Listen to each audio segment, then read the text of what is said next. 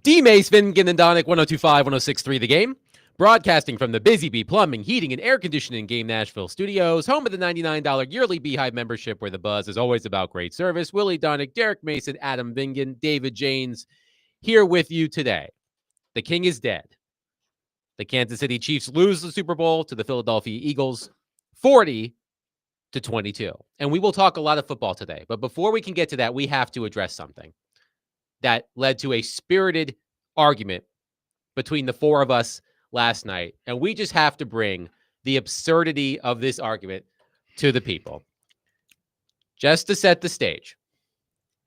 On Friday, as we do at the end of every week, we do Take It to the Bank. We had a Super Bowl edition of Take It to the Bank. In addition to our individual selections, we did a couple of prop bets. Derek wanted to do one of the all-time favorite prop bets. What color will the Gatorade be that the winning team spills all over its head coach? Willie said it would be green. He picked the Eagles to win the game. He said it would be green Gatorade. It was not green Gatorade. It was yellow Gatorade. But don't tell Willie that, because Willie is adamant that it was green, which is ridiculous. And I'm going to allow Willie equal and fair time to make his argument, even though it's very wrong. And then it's not wrong. David Janes will make a ruling. Wrong. We'll also get the court of public opinion on this. So, Willie, I'll let you go first before we just tear holes into your entire argument. So go ahead.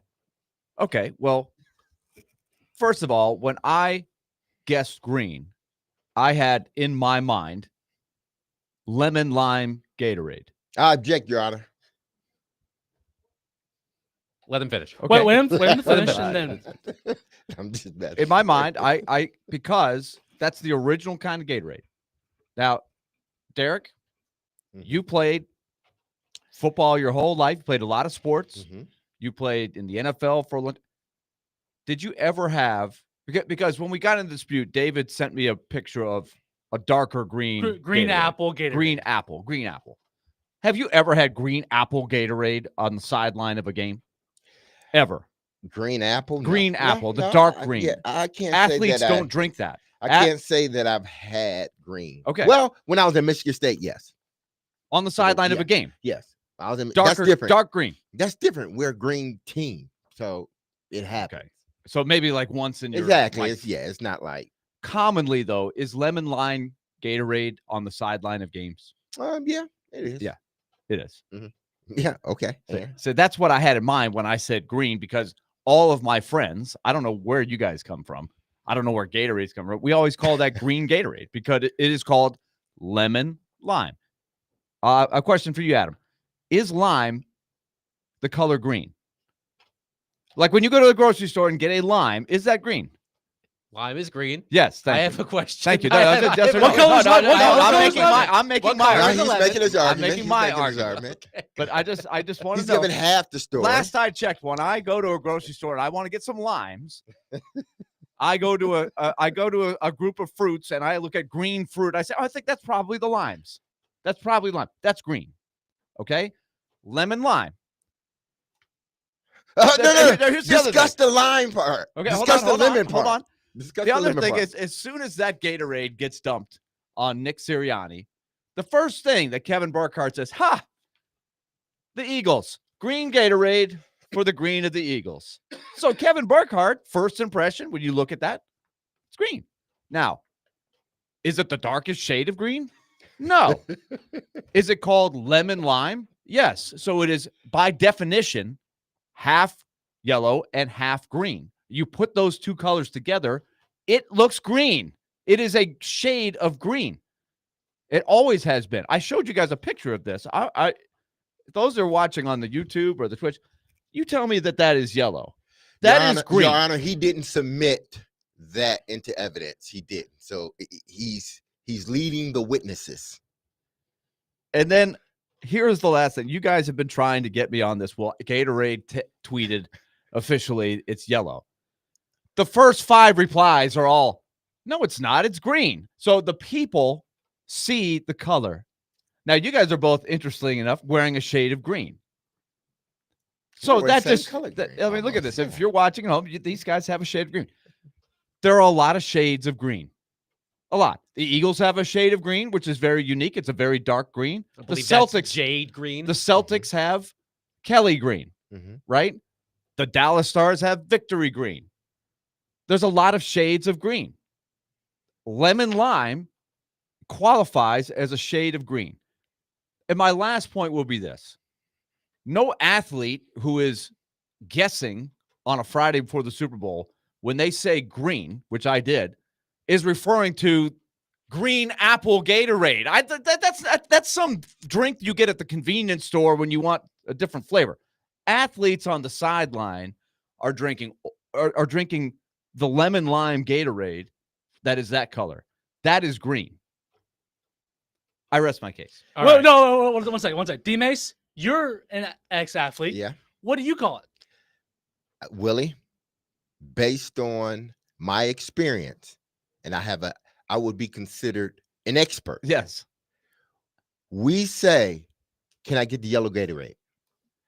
Now, for me, Yellow Yellow Gatorade. Gatorade. You rested your case. Yes, you rested your case. No, You my- rested your case, Your okay, Honor. Or You in the rested court. your- Or in the court. my rebuttal to yours is, though, there is such a Gatorade as a citrus cooler Gatorade, Can you which strike is that? But you, which okay, is hold on. yellow. Strike But that. that's not what So everyone it's not like says. there's But not like hold on. they're Hold on. all shades Order. of Gatorade. Order. Your Honor, get your court Order in the court. Get your Order in the court court. in order. Willie, You you're okay? being held in you can't do contempt. that. Exactly. Well, you can't say, oh, whenever I think of green Gatorade, I don't think of the green apple, All right. and then say when we think of the yellow, you think of the citrus. All right. Hold on a minute. You know what I mean? You can't have both sides. All right. Hold on. Willie, you tried to make your argument.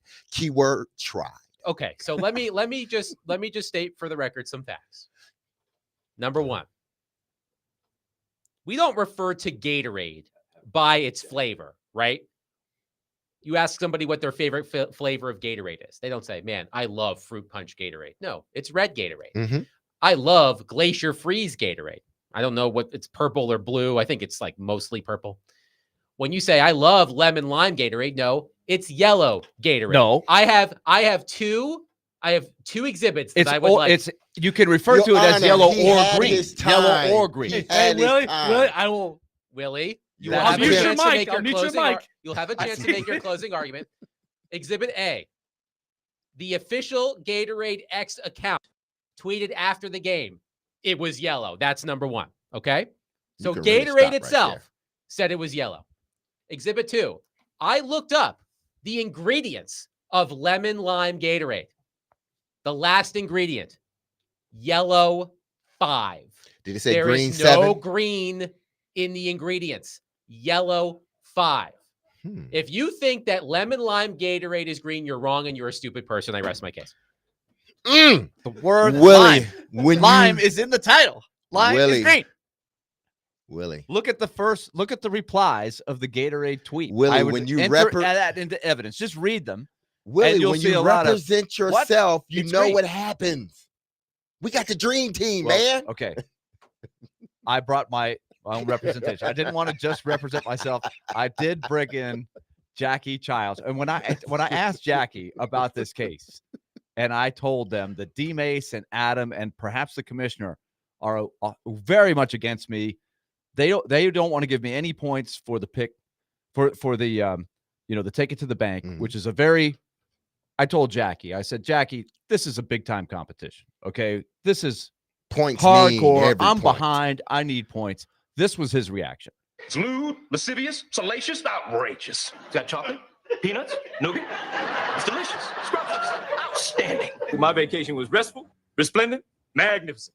That's deplorable, unfathomable, improbable. I am shocked and chagrined, mortified and stupefied. It's outrageous, egregious, preposterous. It's definitely preposterous. It's preposterous. This is a conspiracy against me. You guys don't want. You guys see me creeping up on the leaders. A You lot don't of want to give me any points in this competition. Let your eyes do the talking. a Just lot look at of the big picture of the words Gatorade. that didn't mean anything. The word lime is in there. It's green. It could be referred to as yellow or green. That's lemon lime is by definition a blend of yellow and green, which green is in. We have an Green is in there. We have an expert. It's not pure level. We have an not expert pure yellow. witness. Okay, and that expert witness states that on sidelines they say, "Can we get the yellow Gatorade?" They don't say, "Can we get the green Gatorade?" I can bring just as many witnesses say, "Give me No. the green Gatorade." Well, you didn't. Where your witnesses at? Where are they? You didn't Me. bring it. You are not a witness, Willie. I say green Gatorade. I'm referring to lemon lime Gatorade. Willie. I don't know anything about apple Gatorade. Green apple Gatorade. What is that? Gatorade itself. Gatorade. Gatorade Key point. itself. It's the said original. It was yellow, Mhm. and there is no green dye in lemon lime Gatorade. It's yellow 5. We rest our case. We rest our case. Now it's up to David, the commissioner, to make his ruling. Does Willie get credit? Is there any wiggle room here, or was it clearly I would yellow? point out that Derek did get wiggle room on the last dispute we had. No, He I did get wiggle didn't. room. I There was a never got compromise. any wiggle All room. right. There was a compromise All there. right, I'm all just right, pointing that order, out. order. All right, so I've heard all arguments, and one of the main arguments is that Gatorade itself, the Twitter account, the X account, however you want to call it, did say it was yellow. But doing my own research, as I do, as the commissioner, I had to do my own research. I did type in green Gatorade, and lemon lime Gatorade did come up when it said green. And again, lime green is a color, and again, you're not getting the full points. I'm just letting you know that right now. You're getting 0.25 points. 0.25 points. I would like to appeal this ruling. He doesn't even deserve a quarter of a point. This is absurd. We are doing a, With the a result, you quick could only appeal. get 1 point, right? I know, but you shouldn't even deserve a quarter of a point. You should get 0 points because it's not green. Look, I could argue for a half a point, but are I'll appealing this. Okay. Best believe. Okay. We're going to go through the text line. Let's see what the text line has to say. One person just tweeted, literally just texted in all caps, yellow. Okay. That just happened as I said I was going to read the text line. Okay. Mike on our text line, driven by WilsonCountyHyundai.com, says, Willie, you're grasping on the argument that lime is green and that lime is green and lemon lime holds no grounds. Look at Sprite. It's a lemon lime drink and it's clear. Lemon lime is used as a flavor of Gatorade, not color. Lemon lime Gatorade is irrelevant. yellow. Objection, irrelevant. That was our secret witness right there. New ruling. No points. You really don't. The secret I want witness. my quarter. I want my quarter. Josh on our text line says, sorry, but I always get the lemon lime. When I order it, I say, can I get a yellow Gatorade? Thank you. Gino says, it's always been green. If it ain't green, it can't be yellow by the same rationale you're using to discredit the green argument. Again, the dye In the actual- Gatorade on the label is yellow 5. That is physical DNA. Nothing can beat physical DNA. The DNA is in it, Willie. When we are trying a murder case, what do we look for, Willie? DNA. The DNA is in the drink. We rest our case. Jeff also said, this is a different Jeff. So I was a little confused when Burkhart referred to it as green on the broadcast because I thought it looked yellow. You know why, Jeff? Because it is yellow. Thank It's not you. yellow. Yeah, it is. If I tell you to go get a yellow Gatorade, I'm expecting the citrus cooler Gatorade. I That's would yellow. be- no. Oh, then When then I you can- when I then we tell can you to go make get the same green argument. Gatorade, I'm I would come back expecting you and to say, go I'm sorry, get the I don't know lemon what lime green Gatorade. Gatorade is. Yeah, I would have been If like you green said to me, Gatorade. I think, Willie, if you The went up to cucumber 10 green people, Gatorade? Is that what we're this talking was I would, if you went up to 10 people and you just said, and you gave them, I don't know how much Gatorade is. You gave them $3 each. And you said, could you go into that convenience store and buy me a green Gatorade? Maybe one person comes out with a lemon lime Gatorade. I don't think so. You know why? Because lemon lime is the original Gatorade, and they would assume that I was talking about lemon lime because I don't know when the last time I saw apple green Gatorade in a convenience store. It's Willie, rare. you It's keep just- bringing up apple green Gatorade for what reason? The reason is when I say green, I'm referring to the original Gatorade, which is what they tossed on the coach. I got it I right. consider that yellow. The original when Gatorade. I should have clarified it on Friday, and Uh-huh. I did go back and listen to the tape Yeah, to see if I so- said anything like that, Mhm, but I didn't. yeah. I just said green. You did. So- See, what Dave- got me but- out of it, it was the wording that I used. I know See? you got All right, the tape helped you. The Yeah, tape didn't help. So David David because I should have James clarified. rules. But I'm Dave- just telling you, on the honor system, because I am a Vanderbilt graduate, we had the honor system, whatever that meant. We had the honor. All I will My say is word, this. I was thinking original Gatorade, lemon lime. That's exactly what they threw on Sirianni. Well, But- to quote, you didn't to say quote that. I didn't Shrek, say it. I to said quote Shrek, who is green, by the way. You thought wrong. That's all I'm saying. Shrek, what color is Shrek? Shrek is green. He's the same shade as that Gatorade. No, he's not. He's a light green. That's exactly what that Gatorade looks like. Oh my God. They Al, can call Shrek lemon lime Gatorade. Al- They could put Okay, a G on him, hold on and a minute. an orange lightning bolt. He'd Okay. be a great pitchman Oh my God. for Gatorade. All right. That's Al, him. Al is in Franklin on Shrek our is the phone same line. color. Al is in Franklin on our phone line, driven by WilsonCountyHonda.com. Al, talk some sense into Willie, please. No. Willie knows I'm a long timer. Now, this goes back to. Oh, you I know- bias. I You're played- biased. Well, no. Hear me out. I played sports all my life as well since the 80s and et cetera, et cetera. Not at your guys' level. I played through college, but green has always been that Gatorade. Yes. I don't care. Now, I disagree with his if you started polling people, and that might be a generational thing if you start I taking agree a with poll.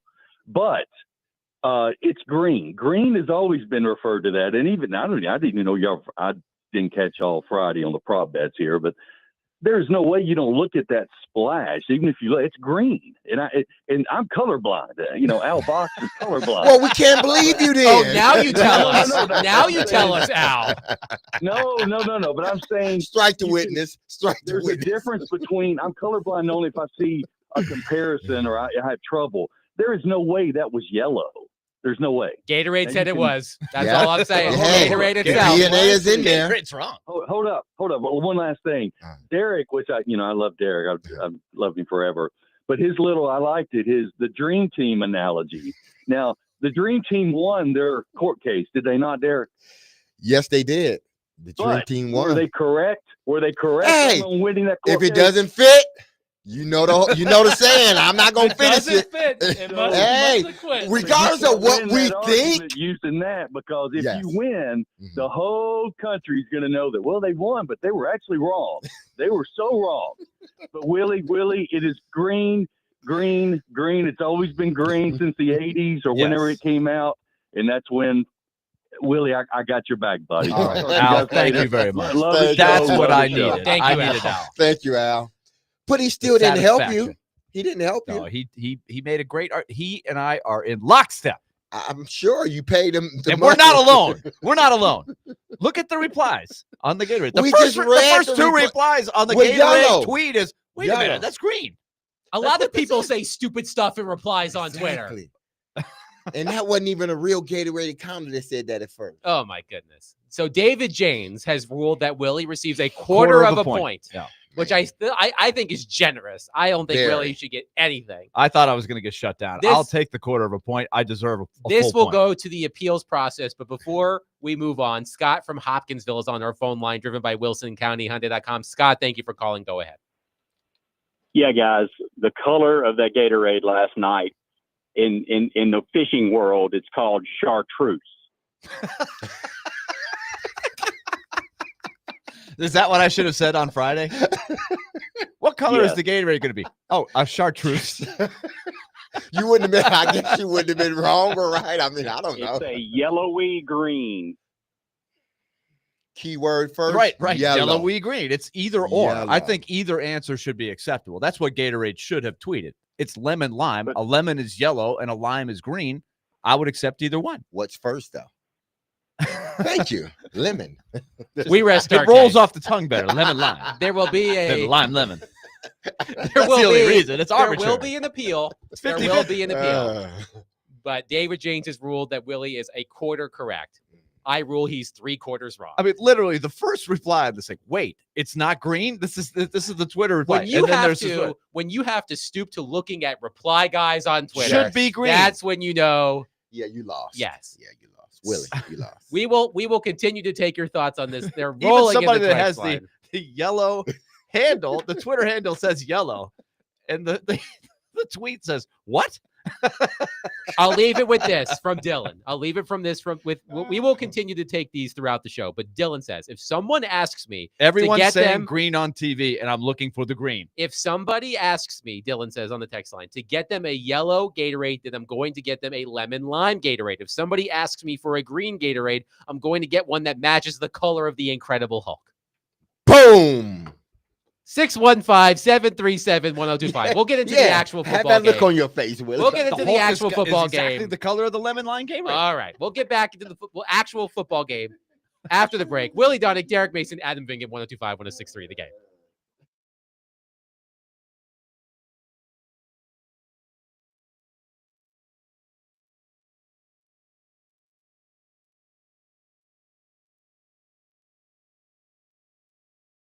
I'll take the quarter point.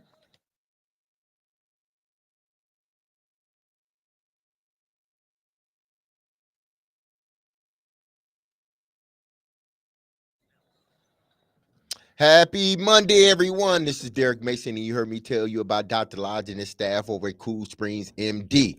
If you set out to lose some weight, chances are it's not your first time setting a resolution and a goal. And I know after Super Bowl weekend, you probably gained an extra couple of pounds here, and you've been trying to shed it all.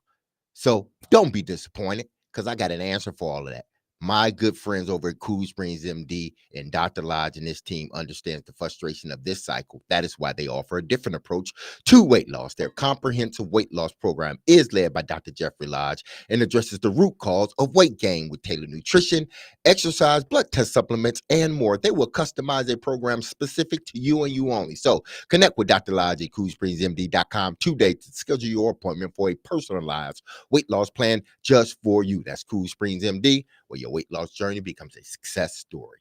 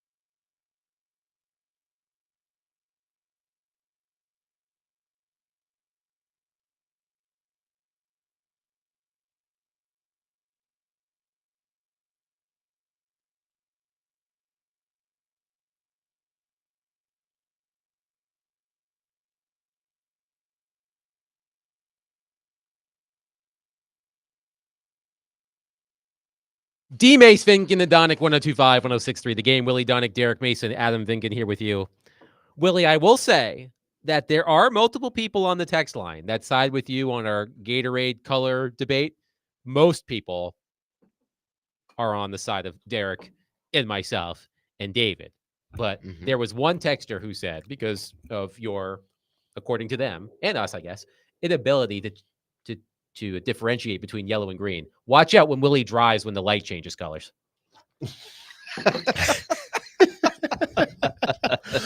You're going to get a ticket because you're going to run through it and you're going to argue the officer up and down. What, do you think this would work if you told the officer, the light was lemon lime? And he's going to say, well, I'm going to give you a ticket doing 95. I think the next thing he would say is, will you step out of the car, please? Exactly. Have you been drinking? You would be in trouble at that point. Paul on our text line says, I'm listening to Marsha Clark versus Johnny Cochran on 1025. Take the L, Willie. It's yellow. Oh, You're done, man. You're done. All right. I'll give you another piece of history that I just looked up in my research. I should have had this before. But originally, there weren't that many colors of Gatorade, right? This is where the generational point that Al made. This is why I said green, referring to the lemon lime Gatorade, is because in 1988, Michael Jordan said it was his favorite flavor, citrus cooler. So this is the 80s. That, to me, was the yellow Gatorade. It's citrus cooler. It's bright yellow. And so if you wanted yellow Gatorade, that is what you would go get. And remember, at that time, there were only about 4 flavors of Gatorade.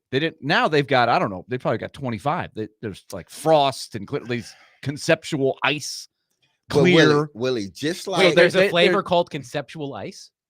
Willie. Well, it's more conceptual. It's not a color. They call it breeze or frost or Willie, clear. Those aren't goes colors. Back to just like in the 50s when they didn't have DNA. Now they got DNA. That's the same thing.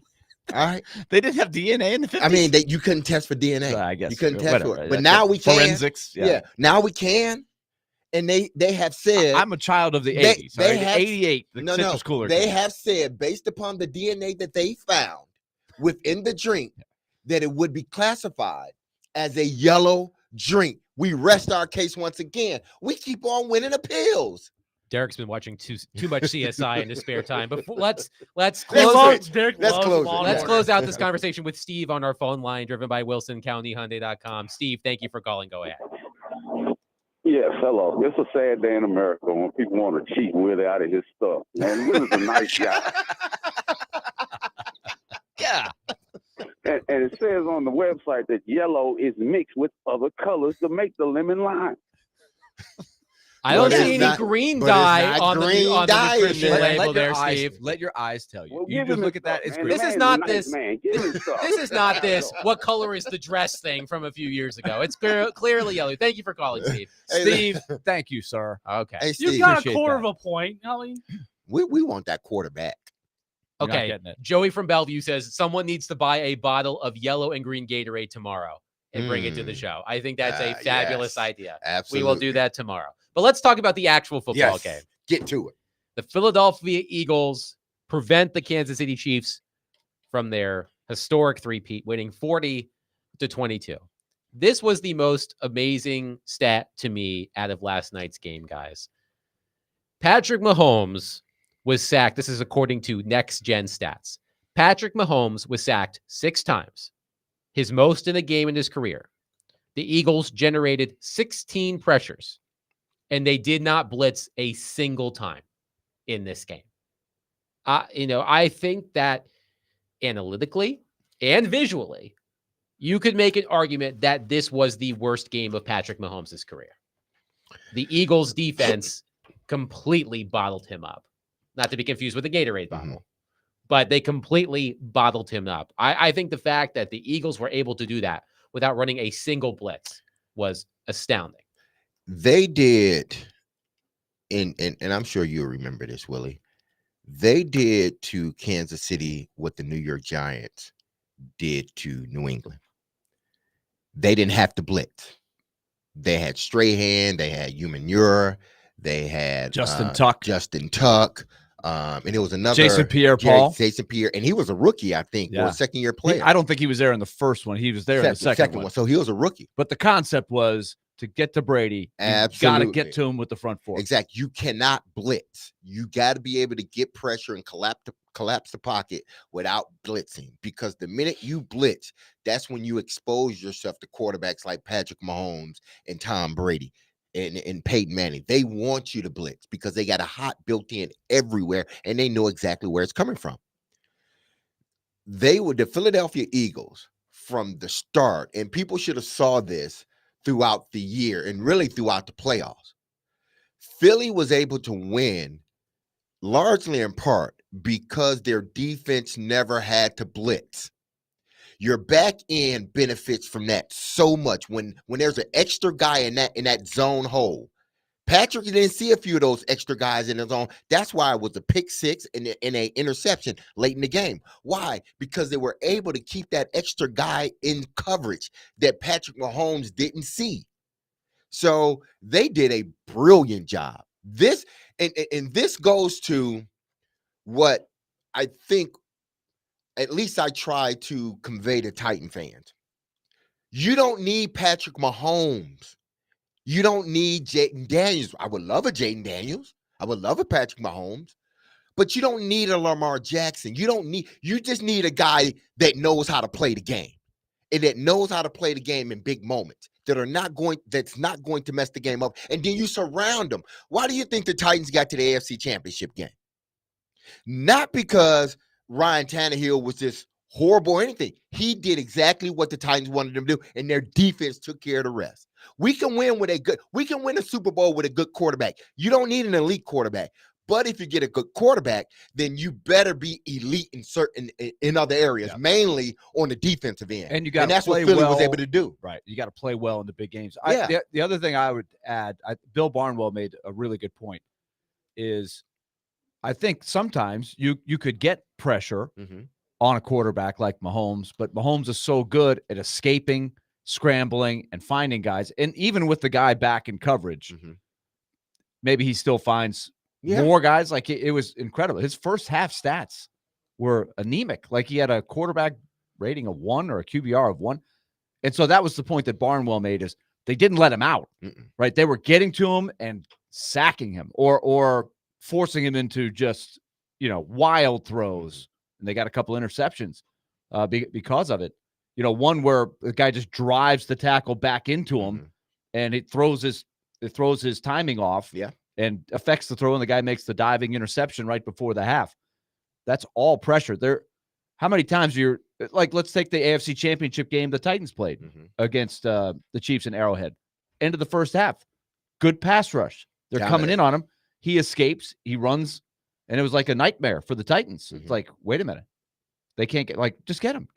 Knock him out of bounds. They couldn't get him. He scored. Remember, he outraced to the sideline. Yes. Yeah. He didn't do any of that in the first half last night. He couldn't get out. And so they had great lanes and pressure, but also didn't let him escape. Yeah, he was able to get outside of the pocket a few times. But other than that, they were able to collapse the pocket from the inside out. Jalen Carter, one of the best interior linemen. Then you had guys having Graham back. I think that was a big plus for Philadelphia as well. They were able to push the pocket and not allow Patrick Mahomes to get rid of the ball in rhythm. They threw him off. They threw the pass catchers off. That was a dominated game by Philly. I hadn't seen a team dominate another team like that in a very long time, especially in the Super Bowl. Usually in the first half, other than the Baltimore and San Francisco game where San Francisco was up, then the lights go off and they end up losing the game, or Atlanta. But I had never seen the game. There was at no point that I thought Kansas City was coming back. At no point. Yeah. It was like, we'll let y'all score. We'll let y'all do, because we're up now. We got 40 points. We'll let y'all, we just play it safe. But there was never a time where I thought, like, if Philly don't, score this time, it's gonna be a wrap, man. Mahomes gonna make a comeback. No, They dominated that game from start to finish. 615-737-1025. We'll take your thoughts, your takeaways from Super Bowl 59, Eagles 40, Chiefs 22. Call us, text us 615-737-1025. I do think there is a lesson we can take away from these Eagles. There are many lessons, and we'll get into them during the course of this show, but there's one that I think we can take away. And oftentimes when you hear somebody say this, you don't like to hear it, but I do think it's true in this case. 615-737-1025. Nashville's best deal this week is 312 Pizza Company in Germantown. 312 Pizza Company serves the best pizza in town, as well as Chicago-style eats like Chicago dogs, Italian beef sandwiches, and more. Head to theGameNashville.com/deals now to get half off a $30 gift card to 312 Pizza Company while supplies last.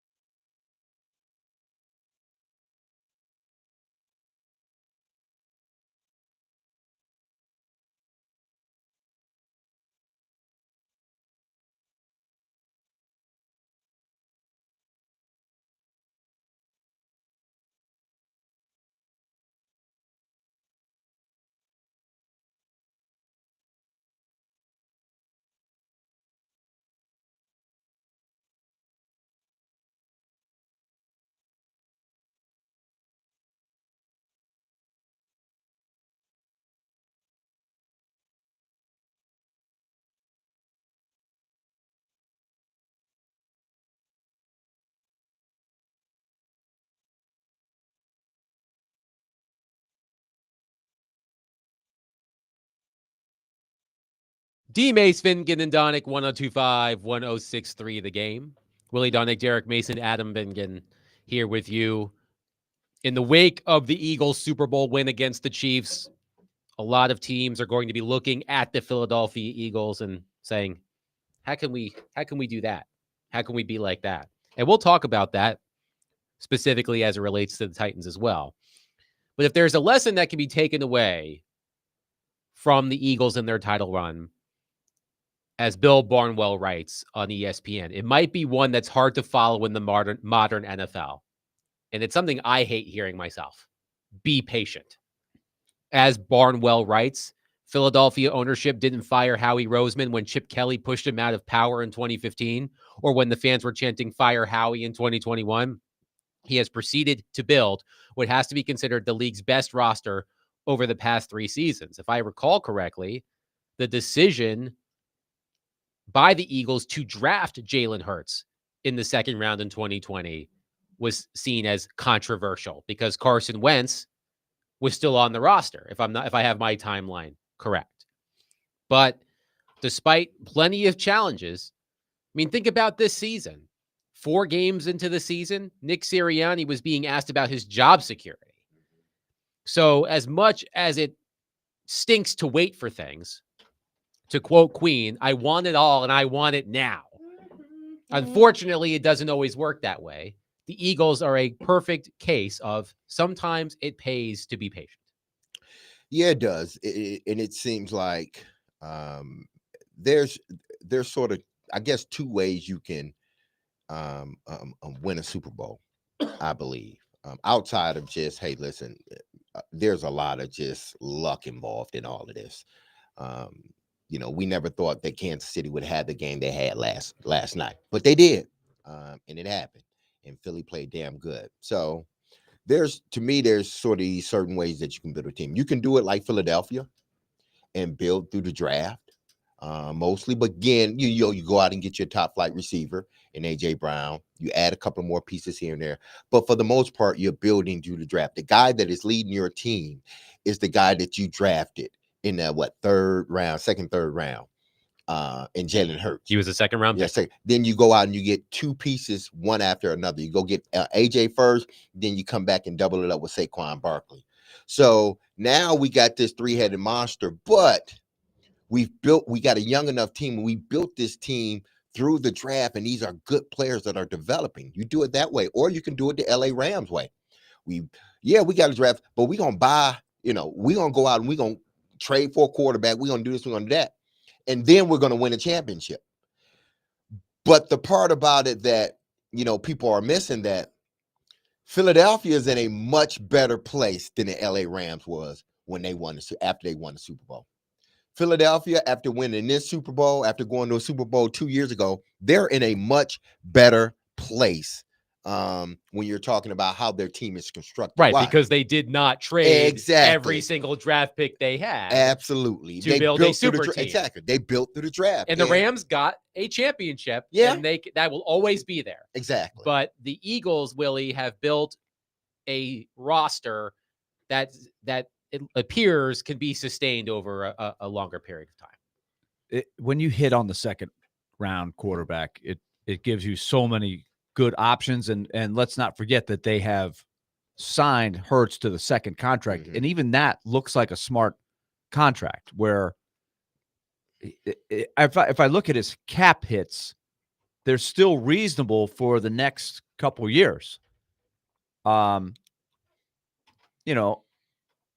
kept that number low where it doesn't become burdensome, and they have enough room for an AJ Brown, who. We made this point last week. His cap hit is 17.5 next year.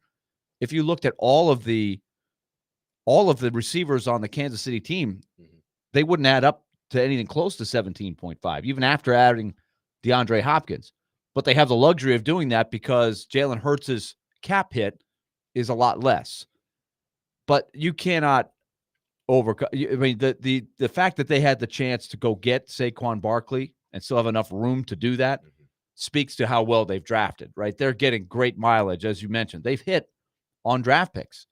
So I just really admire how they've built their team. I think you can learn a lot from that, because I also go back to what was the dominant part of their team?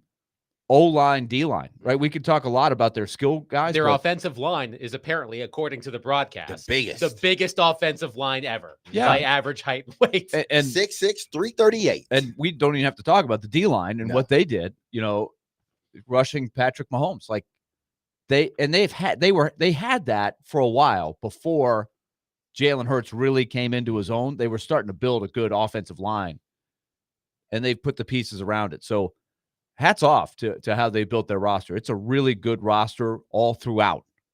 They should study, they being football historians, should study the Eagles' 2024 offseason, because it was a masterstroke. These are some of the major moves that the Eagles made in the 2024 offseason. They hired Kellen Moore to be their offensive coordinator. He had bounced around, if I recall correctly. And Vic Fangio, who, if I also recall correctly, was run out of town by the Miami Dolphins. Vic Fangio completely transformed the Eagles defense. They showed these numbers on the broadcast, how bad they were defensively last season, how excellent they were this season. And Kellen Moore is about to become the Saints head coach. So clearly he did a fabulous job. I mentioned they went against the grain by signing Saquon Barkley to a big deal.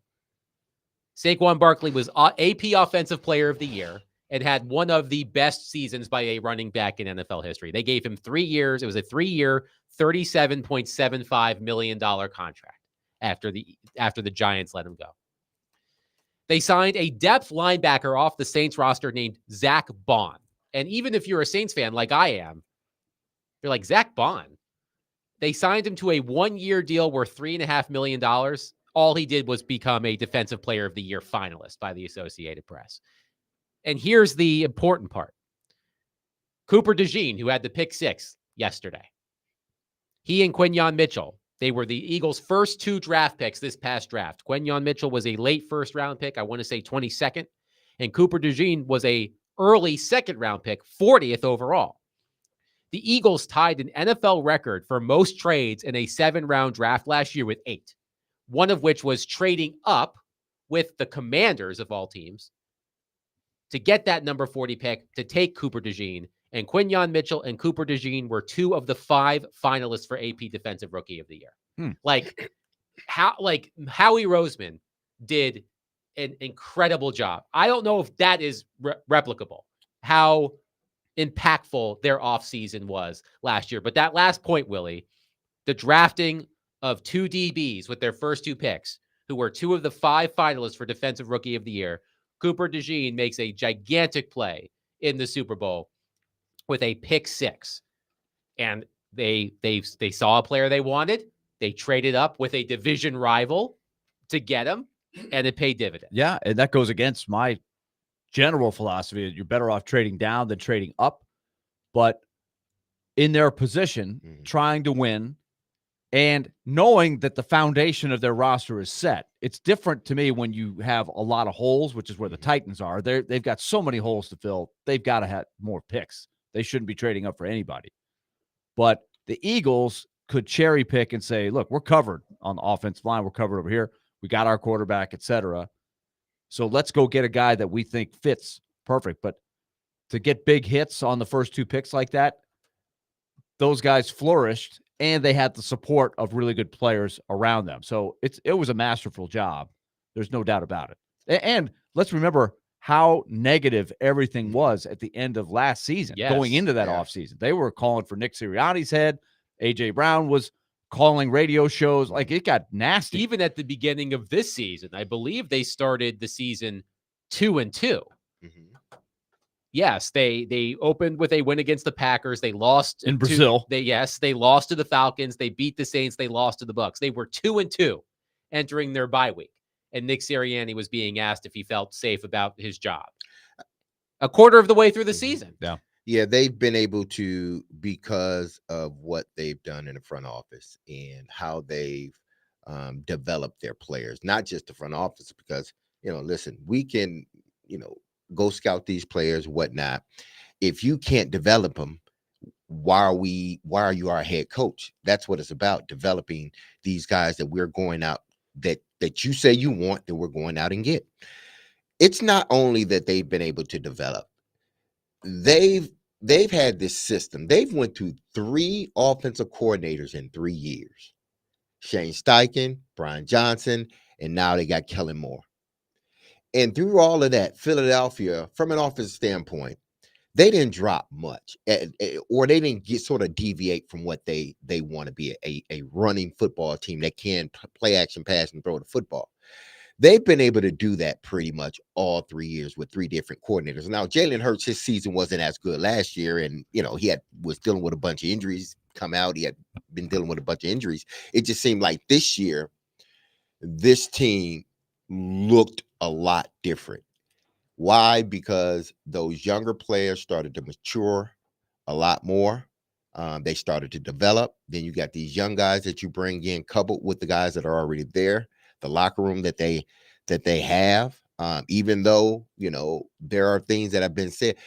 It's crazy how things can be said within a locker room, and it seems like there's a bunch of turmoil going on, but then that team finds a way to keep it all together, and regardless if it's true or not, to keep it all together, and they go out and win that ultimate goal. You can't win that trophy if you got turmoil in your locker room. I'm telling you that right now. You can't win that Lombardi trophy if you got like turmoil in your locker room. Why? Because it divides everybody, especially when y'all start losing. 615-737-1025. We'll take your thoughts on the Super Bowl. Eagles 40, Chiefs 22. Any and all thoughts, 615-737-1025. There is one thing that I do want to get to, though, as it relates to Jalen Hurts, and we'll do that next. Willie Donick, Derek Mason, Adam Vingan, 1025-1063, The Game.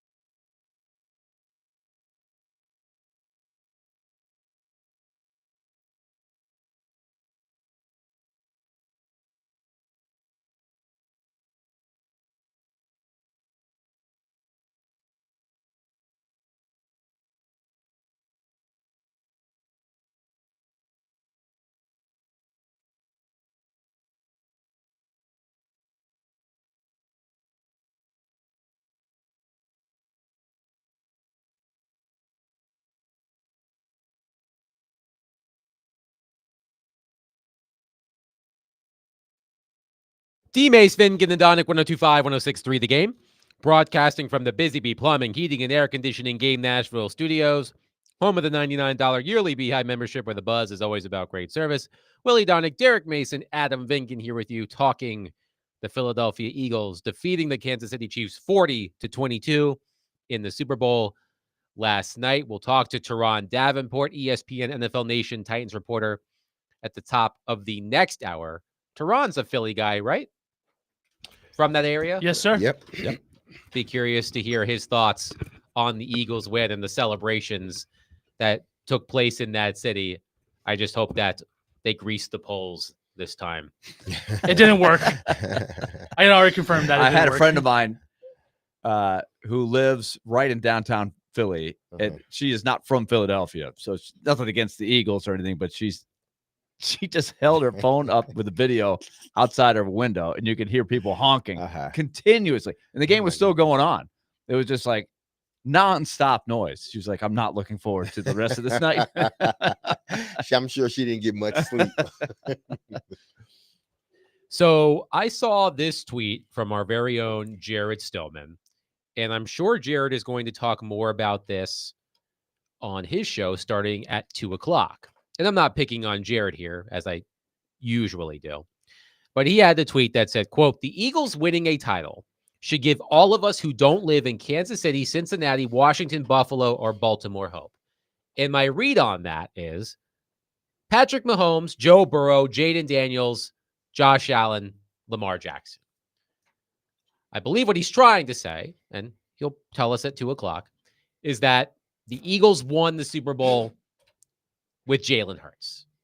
Therefore, you don't need an elite quarterback to win the Super Bowl. Now, I certainly think Jalen Hurts has earned much more respect after the Eagles toppled the Chiefs last night.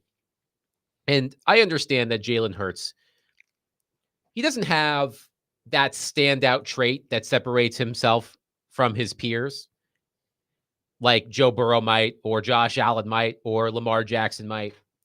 But I think we can all agree he's a pretty darn good quarterback. Yes.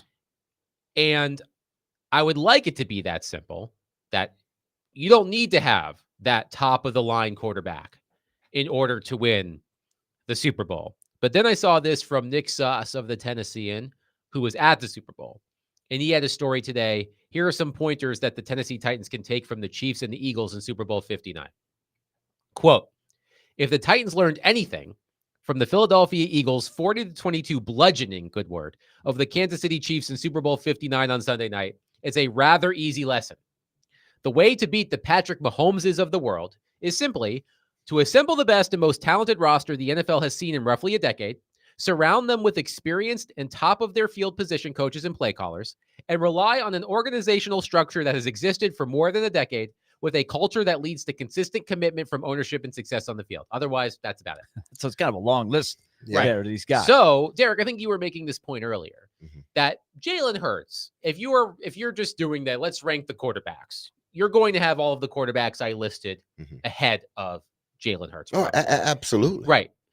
But in order for that not quote unquote non-elite quarterback to win, it has to be a probably nearly perfect situation around him, which is what the Eagles have. Yeah. So although it's great to know that the Titans could go out and get a quarterback that's not one of those guys and hope that it helps turn their franchise around, it's going to take a lot more work than just having the quarterback to get the Titans to where anywhere close to where the Eagles are. Yeah, it's going to take a lot. And listen, we've been talking about this for the last, 2 weeks, probably even longer than that, because, the argument is, well, Cam Ward and Shadur Sanders aren't elite like, Jaden Daniels or CJ Stroud is, and they will never be a Patrick Mahomes or Joe Burrow.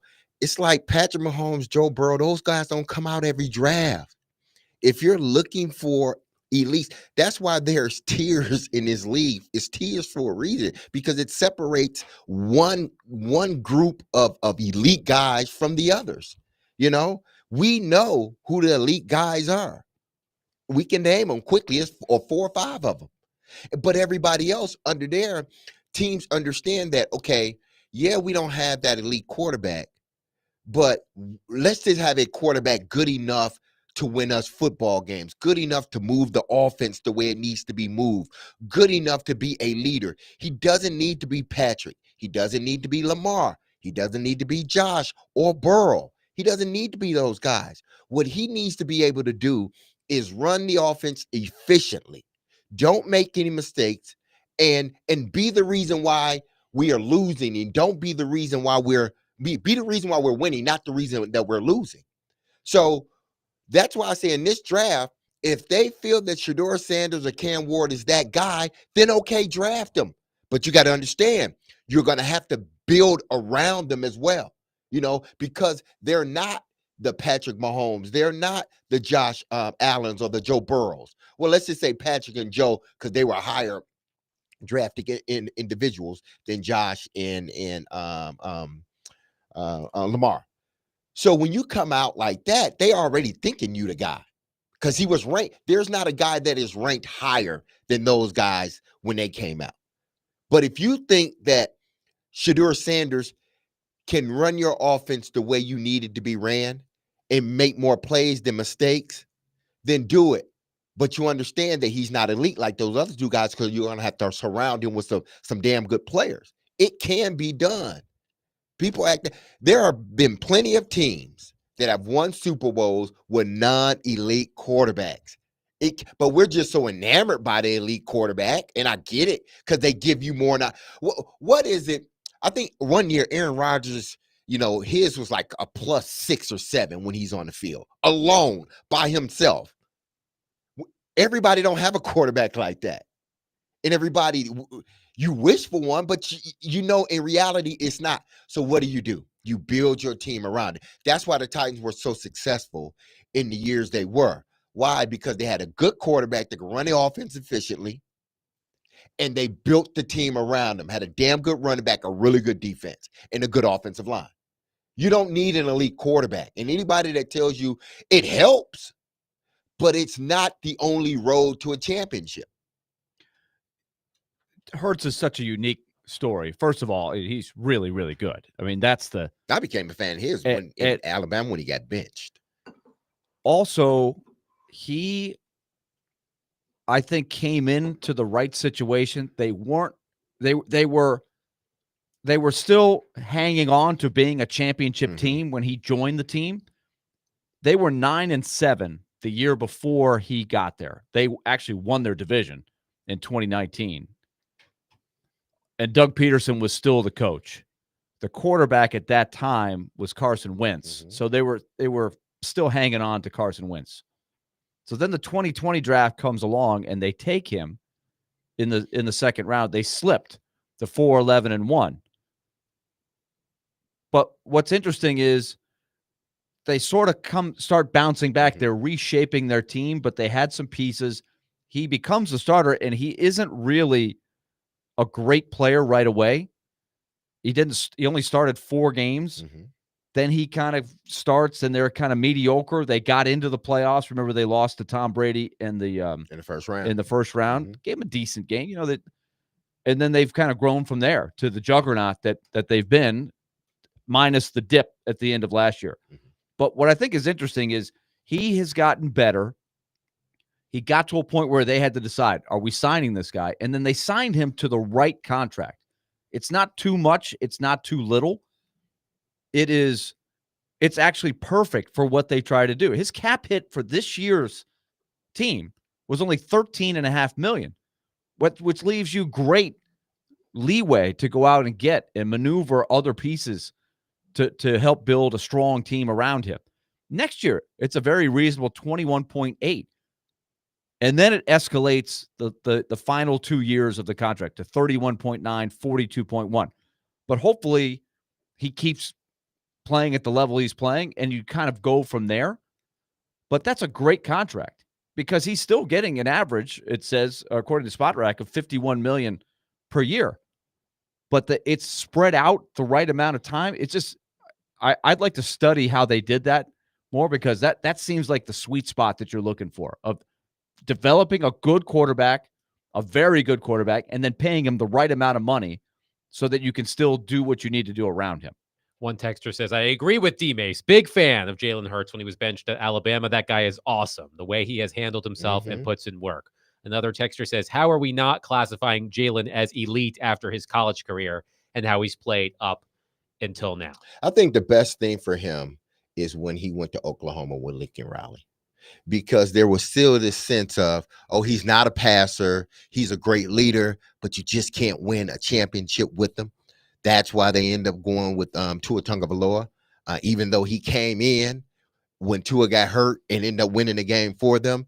This guy, regardless of what you say, he finds a way. Even in the loss against Kansas City, the first go-around, he outplayed Patrick Mahomes the first go-around.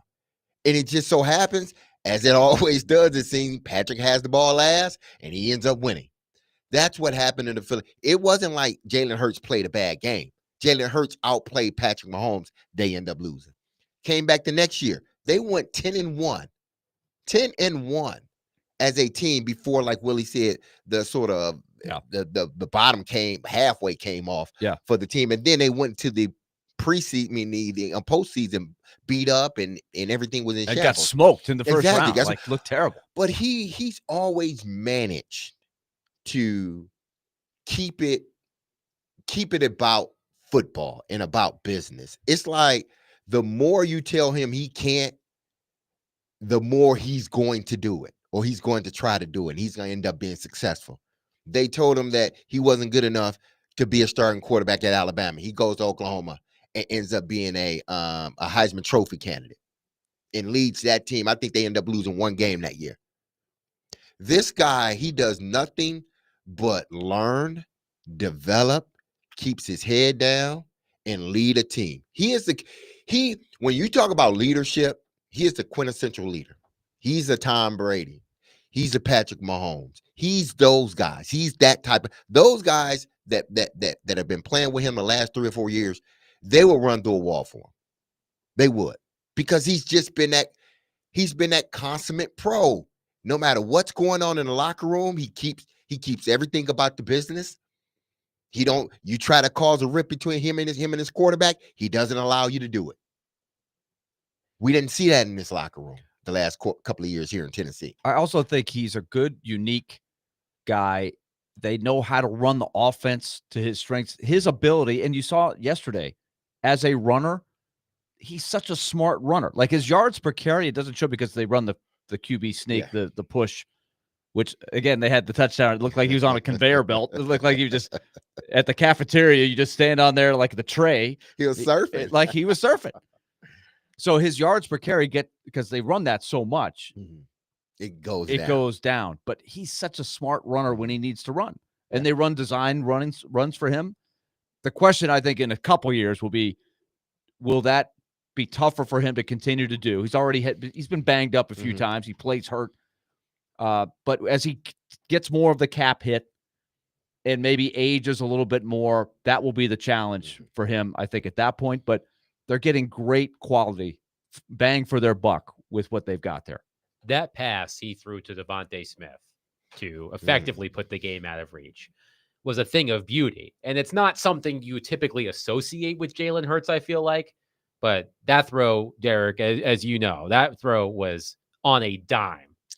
I think when you watch him, at least for me, you're watching a slightly better version of Russell Wilson.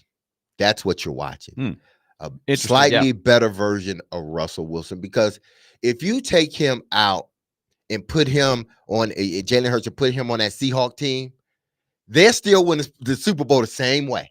And he would do the same things, and he probably would do it a little bit better. Well, he would have the running back, right? He would have Marshawn Lynch. He had the top defense. Exactly. He has some receivers that can catch the ball. Who were the receivers for that? Baldwin. Doug Baldwin. They had who else was Lockett? Yeah, Lockett. No, not Lockett. The kid from here. They went to school here. Tate. Oh, yeah, Golden Tate. Golden Tate. Yeah, Golden Tate. So they had some pass catchers, some good ones.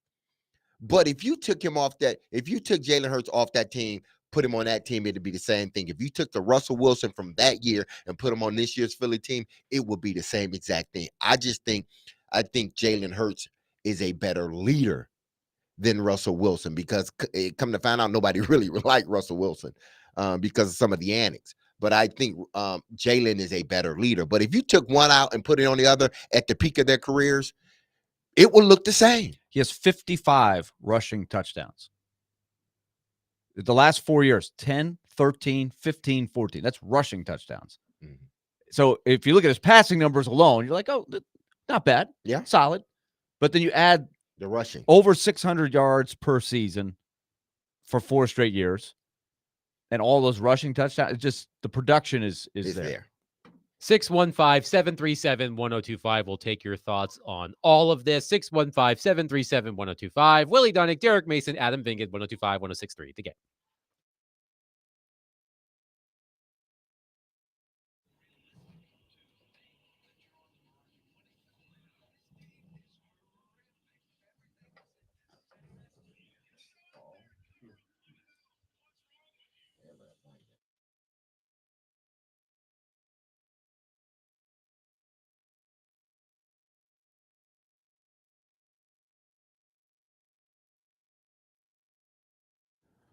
All right, let's talk Loan Pronto.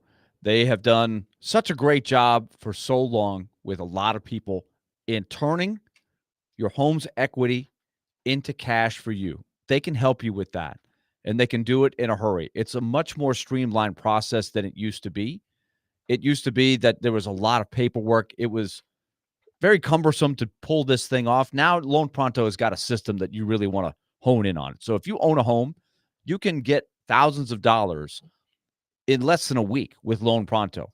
They're the leader in quickly converting that home's equity into cold hard cash to address things that you need cash for. Maybe it's a home improvement project that you've been envisioning for a long time, and it's time to do it. Make your home even more valuable. So get approved in as little as 1 day with no hard credit pull by calling Loan Pronto and finding out more.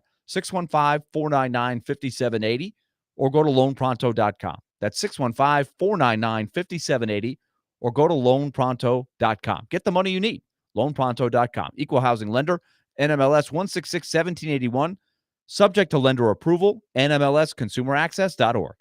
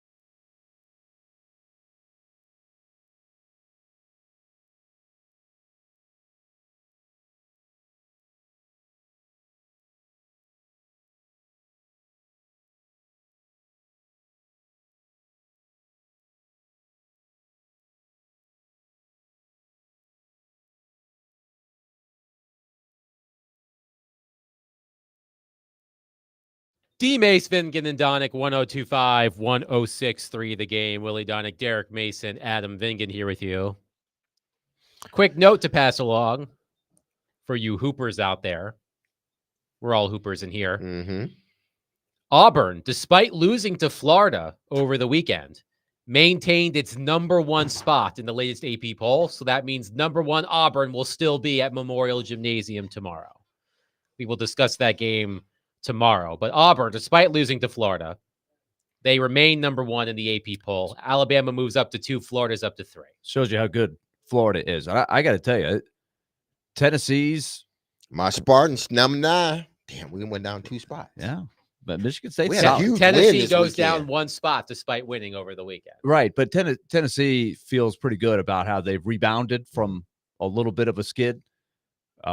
Namely the loss at home, I think, to Kentucky was the one that probably stung them a little bit. But beating Florida without Ziegler and then turning around and just smoking Oklahoma. Oklahoma's a pretty good team. Tennessee won easy. I think Tennessee is surging a little bit here. Also, I have been so impressed with Florida. Wow.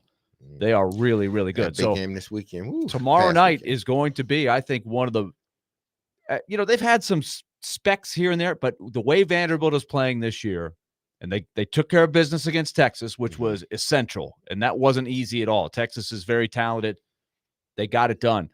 This will be a tough matchup for Vanderbilt, but #1 comes into Memorial Gym. I think that's going to be a pretty special atmosphere. And there will be great theater just to see, can they find a way to do it again? Can they find a way? #1 comes into your house. It is always a special night, especially if you can create a great atmosphere. So what was your advice to the Vanderbilt fans during football season? Hey, come out. Get your butt in those seats. Be there. You were a little more explicit in football. Yeah, I was. Yeah, football was something Get your different. bleep to the stadium. I did- But no, I- y'all I'll say need to yes. be. Y'all need Get to your bleep to Memorial Gym. I don't. If you got to camp out the day before, camp out the day before, because they need every butt in the seat. They don't need to see no Auburn colors within that building. Y'all need to be out, because when y'all win this game, as I said about the goalpost, let's take the hoop to the Cumberland, okay? Let's take the hoops to the just Cumberland. wait 60 seconds. Wait 60 Wait 60 seconds. seconds. Let Bruce Yeah. Pearl and the Auburn guys. And I Exactly. will say this last year. Auburn came in there and embarrassed Vanderbilt and made a big show of it. Hooting, hollering. Auburn will have some fans there. Bruce Pearl has created Auburn basketball for many years. Nobody cared. Their fans didn't care. They were much more worried about the football team. spring football and everything like that. He has created a following, which is, their home games are an atmosphere, which made Florida's win that much more impressive. To win at Auburn, that's not easy to do. And they won. They were the better team for 40 minutes. They in were that up by game. nearly 30 points early in the second. It was half. unbelievable. Auburn clawed back into it. No pun intended. Tigers clawing, but they did make a game of it. But I was curious if Alabama would take over the #1 spot, because Auburn and unfortunately Duke lost on Saturday. But Auburn maintains its #1 seed. So #1 Auburn at Vanderbilt tomorrow at 6 o'clock, Memorial Gym. Just to finish the point, I thought there was some alley-oops, some in your face that was sort of unnecessary. They were winning the game easily. Vanderbilt was a mess, as we know, last year. After Jerry Stack, one of his best wins was beating Auburn the year before at the buzzer, a little mini Memorial Magic there. That was a great win for that team that came so close to getting in there. So I think the backdrop is it's going to be pretty spicy. Auburn is so good and they're so long. Can Vanderbilt, who goes into every game in the league undersized, can they survive? And can they do what they've been doing? This will be the toughest team to do it. I think this is the toughest matchup they have just because of the size of Auburn. It's gonna be a very interesting test. Speaking of the Gators, Gator Tim on our text line, driven by WilsonCountyHyundai.com. To go back to our Jalen Hurts discussion, Willie, you mentioned Jalen Hurts has 55 rushing touchdowns. Gator Tim says, put some perspective on his rushing touchdowns. Of his 55, 47 of them, I don't know if that's actually true, are 1 yard tush push nonsense. Well, That's Gator Tim. to me, those aren't nonsense, but I don't know if it's that many. Yeah. But I think we would all agree his ability as a runner is an asset, a weapon. Oh, of course. And he can They run squat like designed 600 runs. pounds. Yeah, he's a smart runner. He gets key yardage. This guy squats 1,000 pounds. Well, close to it. But yeah, he and Saquon Barkley have squat offs. You know, one guy squats 600, the next guy squats 800, the next guy squats 1,000, the next guy squats 1,200. Jerry is on our phone line, driven by WilsonCountyHonda.com. Jerry, thank you for calling. Please go ahead. Oh, guys, how y'all doing today? Good, thank you. What is your opinion about the first-time winners and the birthday boys celebrating a championship? That would be Saquon Barkley and Cooper DeJean, correct? Yeah. Yeah. And Yes, me, by the way. yeah, My one birthday that got yesterday. It was? Yeah. Interception. Whoa. Thank you for the birthday. thank you for the call, Jerry. I did not Yeah. score in the Super Bowl, but it was my birthday yesterday. Happy birthday, Thank Willie. you. Thank you. Would Man. you like to tell everybody how old you are? Sure. Okay. It was funny. I've never had the Super Bowl on my birthday before. The Super Bowl has always been earlier February, Wow. right? This is one of the later dates that the Super Bowl has been played. But yeah, I'm Goose Gossage. 54. The big 5'4". You don't look a day Willie over 53. Okay. Right on pace then. Oh man. But But that's interesting, right? Yes. DeJean was the first Yes. player to score a touchdown in a Super Bowl on his birthday, right? Mm. Didn't I see that? I believe that is correct. Wow. DeJean is an interesting story too. He played He's in a good Iowa. player, yeah. In fact, our own Max Hers,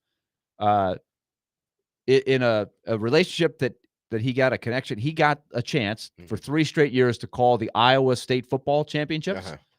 And Iowa, we know, is a little less populated state, but people love football, but they have a lot of small schools. Mhm. It's an interesting setup. And Cooper DeJean was the superstar player Oh. back then Mhm. that he got to see before he was what he was today. He's a very unique Super Bowl player. champ. Yeah, two-way. You know, he's a quarterback in high school, like a Mhm. really good all-around athlete. But he's a good story. Like that's a pretty good pick, right? Yeah. By the Eagles. I wonder where his career is going from here. I just this is unrelated, but I stumbled across this story on by SportsIllustrated.com by Connor Orr, who's one of their senior football writers. 2025 NFL season, one bold prediction for every team. And he does it in order of draft order. So number 1, Tennessee Titans. Here's his bold prediction. The Titans will start Mac Jones for at least 2 games next year. I don't need to know how it will happen. I don't need to know why it will happen. All I know is that Jones will start 2 games for the Titans and that he'll win one of them, and that Jones will start at least 1 game for another team at some point next season as well. Also, the Titans will have at least a full week of the NFL offseason. Titans football, baby. He's very witty, Connor Yes. Orr. He's creative. So He's not everybody- always right, man. but he does make fun of himself when Yes. he's wrong. His bold But prediction, the Titans will start Mac Jones for at least 2 games next year. Oh my goodness. I wouldn't don't rule even- that out. I wouldn't even. I wouldn't be. I mean, Mac Jones on this team. Oh man, I don't know if they would go that route. I suggested Mac Jones. Remember we were talking about the quarterbacks and I suggested Mac Jones, and he came here and he played. He didn't play very well. Yeah. Exactly. I was like, I well, don't know I got about a that." chance to see that guy up close. Nah, we're gonna pass on that guy.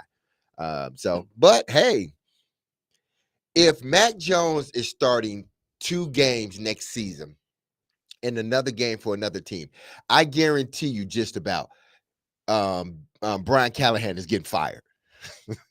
If Mac Jones is starting 2 games next year, somehow, some way for the Titans, and then he goes to start, I think that's the Brian trick for Callahan him is getting fired. is More than likely. they might decide as an organization long term to sort of punt on the quarterback position this year and really focus Mhm. on the rest of the roster, which could leave him with somebody like Mac Jones and Will Levis to try to, turn lemons into lemonade. Something like Which or are lime, yellow, or right? lime green Gatorade. Lemons are Yeah. yellow. Is lemonade is yellow, right? We're Yes, all, yes. we're all in We're clear on agreement that. lemonade Lemons is yellow. are indeed yellow. Uh, You know what I'm saying, though? Uh-huh. But that's got to be a concern for like, oh, this is how you guys want to roll. Yeah. What does that mean for me? Like, because that could mean some rough Sundays next year. And he was brought in to be a guy who's going to put together a really smart, good offense. All I know is that it's a little chilly outside, Mhm. so you might be shivering because of that. But when Willie mentioned the idea of Mac Jones and Will Levis playing quarterback for the Titans next season, I went, "Ooh." I'm That's not what I'm saying that's what they're going to do. I know, but just the I'm idea of it, just imagining the possibility. right. But no matter what possibility I bring to the table, when we've done it already as an expert, it's not all that exciting. It's not all of that unless they decide to dive in for one of the guys coming out of the draft. That always has, oh, is this the guy? Is this not the guy? If they don't do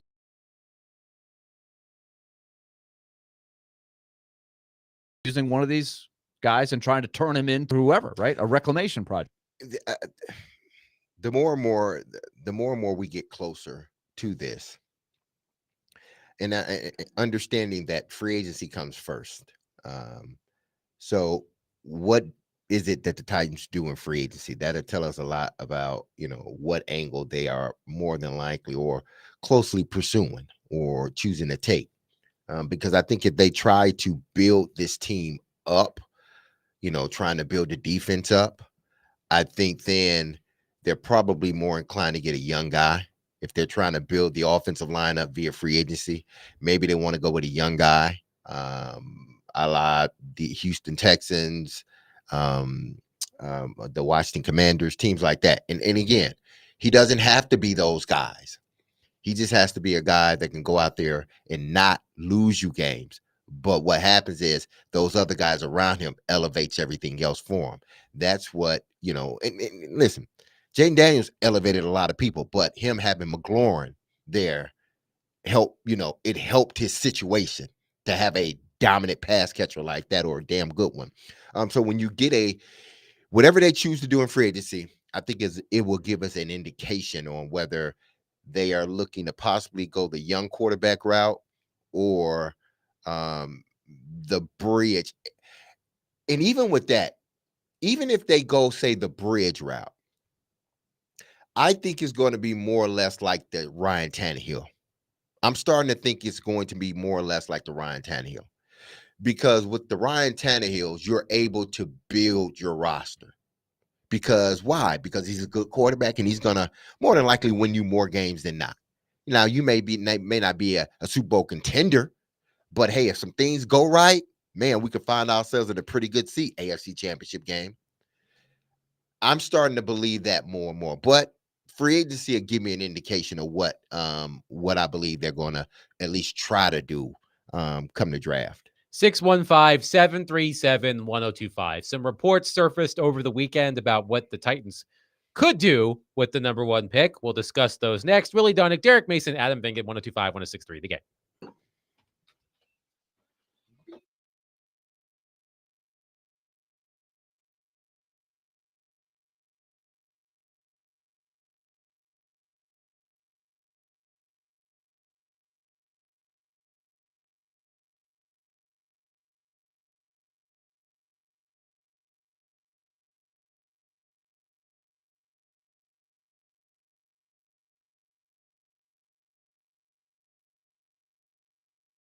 Hey, this is Derek Mason, and you heard me tell you about Dr. Lodge and his staff over at Cool Springs MD for some time. If you set out to lose weight, chances are it's not your first time setting a goal to shed some extra pounds only to face disappointment. But I got some people that can help you out.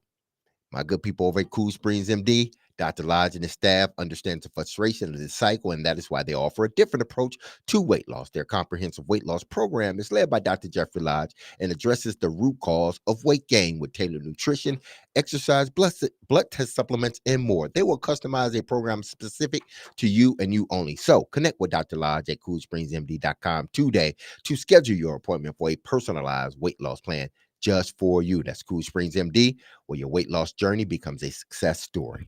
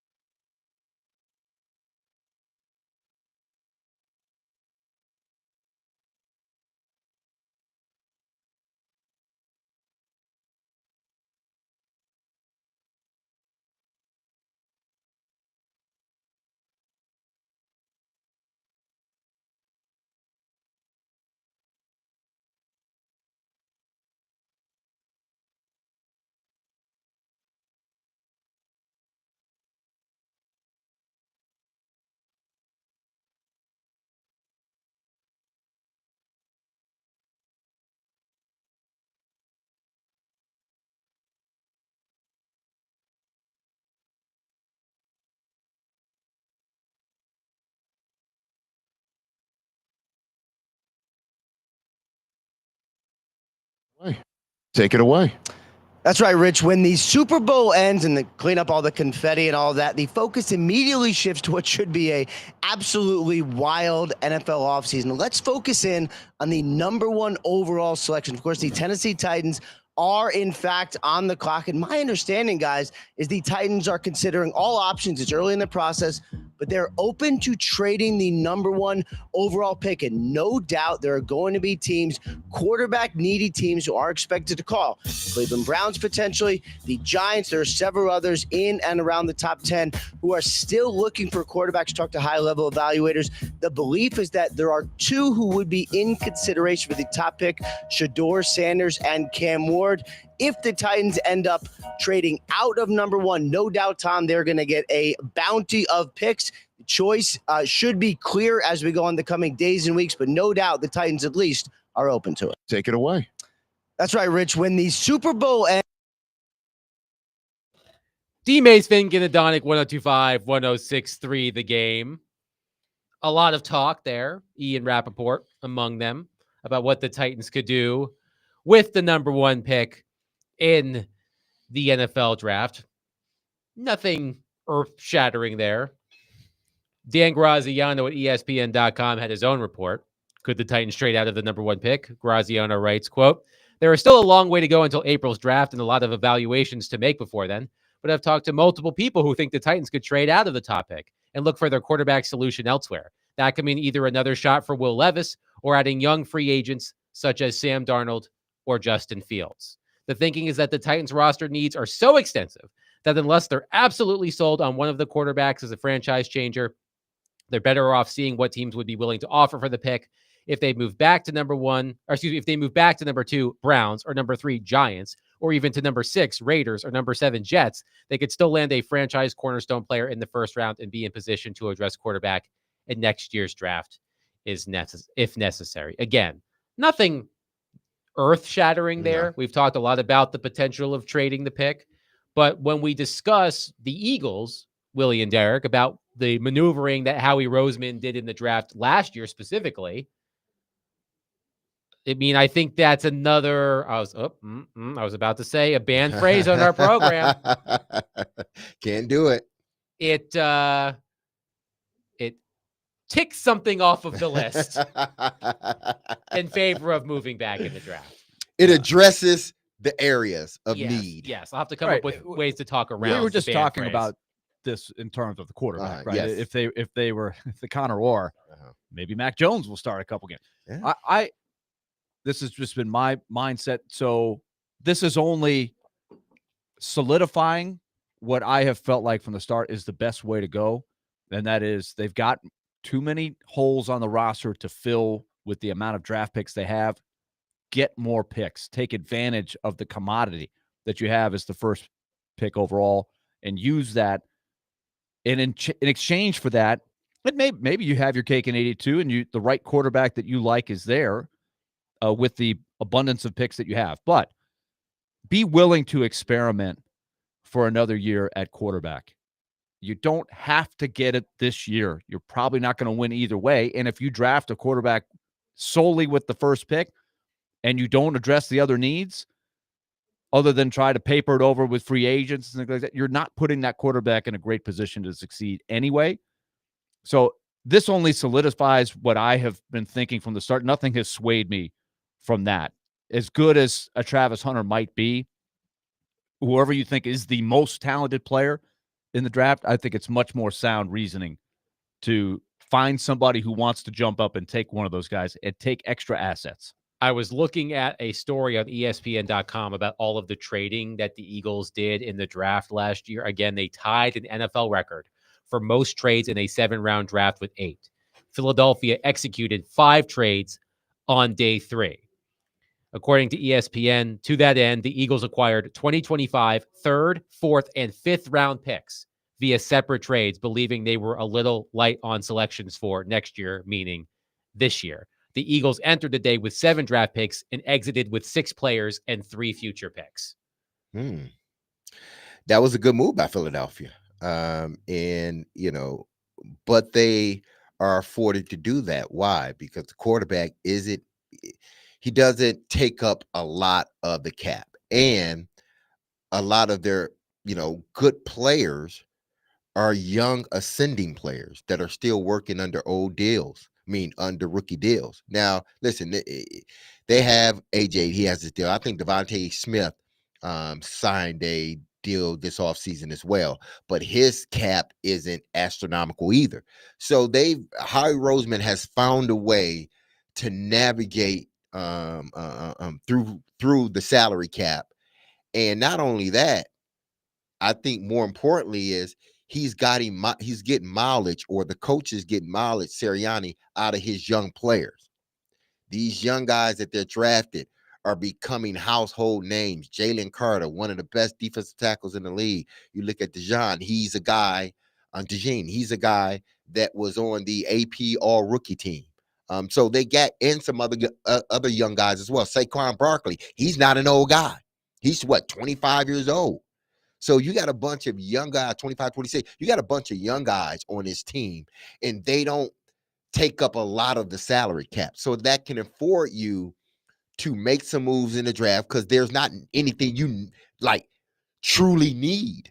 So you can maneuver through the draft, get picks, and set your team up for the long haul. Because as those guys are graduating out of their rookie years and getting ready to sign their big contract, you got another crop of young guys that are participating, that are developing within the program. I went back and looked at Mel Kiper's draft grades from last year's draft. I always have fun looking back at these the following season. He did give the Eagles an A for their draft last season. He said that Howie Roseman landed both of his top-ranked corners in Cooper DeJean and Quinyon Mitchell.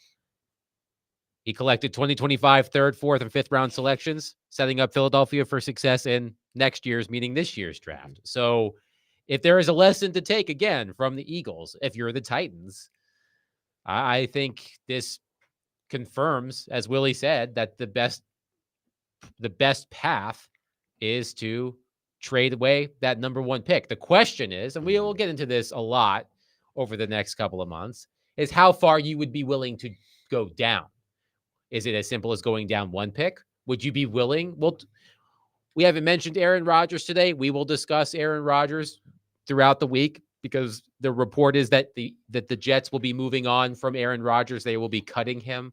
Therefore, he will be among the pool of available quarterbacks for the Titans to choose from. The Jets, I think, are at 7th in the draft. They're going to be desperate for a quarterback. Are you willing to go as far as 7 from 1? That's the next question. I think we're all, I think, Derek, you're on team trade the pick, right? Yeah. So we're all on team trade the pick. The question is, how far down are you willing to trade? That's a good question. Good question. Yeah. And it's, if they, but here's the part about it that I think it's going to be interesting. If indeed they want to move out of that number one pick, and it seems it may be leaning toward that. Now, things can change. But I think if indeed that's the way they're leaning, they got to find them a quarterback. They got to find them a quarterback, like a guy that has played in this league for, and I'm not talking about they got to find a quarterback in the second round. But no, even though that would be great. But I think they got to find them a quarterback that's able to hold that position for a number of years and hold it and do well at that position. Because, again, like Philly, you can only do that if you had a quarterback that's playing good, competent, good leadership football. You can't do what Philly did and have Will Levis type play. You can't do that. I don't care how good that defense is. You can't do that with a guy that's playing like Will Levis did. So if you're gonna go down that road, you got to get somebody that has got that can hold their own. They don't need to be elite, but can hold their own and can win you games. And there's a possibility you may be able to win the Super Bowl, because you got to be able to build around him, because that's what you're doing essentially. With the young quarterback, if you bring a young quarterback in, you still behind the 8 ball. Now you may have to go more so free agency, anything to help build this team up. And that's not what they want to do, I don't believe. I saw this stat from CBS on Will Levis, just because you mentioned Will Levis. Mhm. Will Levis produced the highest percentage of plays with a sack, fumble, or interception since former Raiders quarterback Jamarcus Russell in 2009. Will Levis produced a sack, fumble, or interception on 16.3% of his plays. Jamarcus Russell, 17.8%. It's just sad. It's We could take a summer day, in June or July, yes. and go through all of the woeful Mhm. stats for Mhm. Levis. But the thing about it is, he could end up playing some games Oh, next yeah. year and I'm be not better. ruling it out. Like he's. I'm not ruling It's it all out. up to him. I don't know that it's in his DNA to be a good starter, but they've got to have somebody. Like Yeah. he may have the opportunity in an experimental. They're going to bring somebody else in. That somebody else could get hurt, and all of a sudden they're left. Well, who do we have? Well, let's go to number 8. Get him in there. They may not Throw him have in another there. choice, Mhm. but he could get another opportunity to show that he's better. What's going on right now with the Predators is interesting. They traded one of their more experienced defensemen in Alex Carrier once they were kind of out of the mix to bring in a younger defenseman who they want to see. Can they turn him into something? He's younger and cheaper. And another pillar, Jeremy Lauzon, has been out for a long, long time. So what do you have? You've got like 4 guys in there that weren't on the team to start the year, but they're getting a chance to play for a team that's not going anywhere, and they're trying to prove that they belong in the league. And maybe the light goes on for one of them. That's where Levis, like, I don't see a pathway for him to become a good starter, but he's got nowhere to go but up. We've mentioned all of these. Like his numbers were so bad last year. Go lower to that. Can he learn from mistakes and just get a little bit better? If you're willing to sort of experiment on the quarterback position next year. I do want to just mention one thing about Will Levis. The guy couldn't even get a cameo in the Hellman's commercial during the Super Bowl. They couldn't have made him an extra in when Harry Met Sally reboot. Nope. He couldn't even be sitting across the table from Sydney Sweeney. Right. That would have been nice, but yeah. The guy had perfume made up for him that apparently smelled like mayonnaise, and he couldn't even get into the Hellman's commercial. That's how unfortunately down this is bad what he's Will going to be Levis known is. for until he changes the narrative by doing so. So I would recommend going into the darkness and not doing any endorsements for anything. You need to go. By the way, you need to go hook up with Aaron Rodgers. If well, by the way, speaking of Aaron Rodgers, the back page of the New York Post, which is a great, they come up with the great punny headlines. I love it.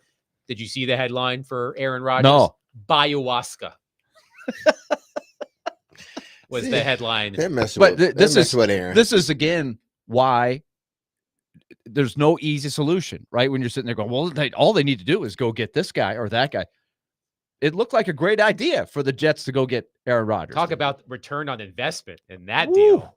And it's not over, even though he's not playing anymore. Yes, they have some dead money they're going to have to deal with. And it's not a small price tag. No, but if Will Levis rebounds now that mayonnaise has been used in the Harry Met Sally remake, he scores a touchdown. He can say, people will say, "I'll have what he's having." Yes. But anyway, one texter says, JD says quickly, Jameis Winston says he's going to be our quarterback next year. LOL. He may be. You never know. Experiment. It's all experiment. Get Yes. into the science lab. Do your analytics. Get He your is a Chad Brinker 30-30 stuff. guy. He is a 30-30 guy. He's the only 30-30 guy. You've got a year to look around and just see if you can find something, but build the other foundational parts of your roster so that next quarterback that you really want to take a chance on and invest in has something around him to succeed.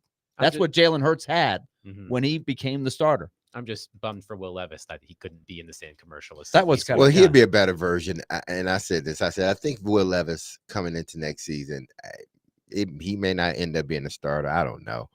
But I think he's going to be a different player, a better player. But would that ultimately end up being, saying that he will be a starter? Probably not. But I think because he is a competitor, that I truly believe, he will be a better version of himself this upcoming season. But even a better version of himself may not get him the starting quarterback. And Jameis Winston is the only 30-30 guy. 33 touchdowns, 30 interceptions.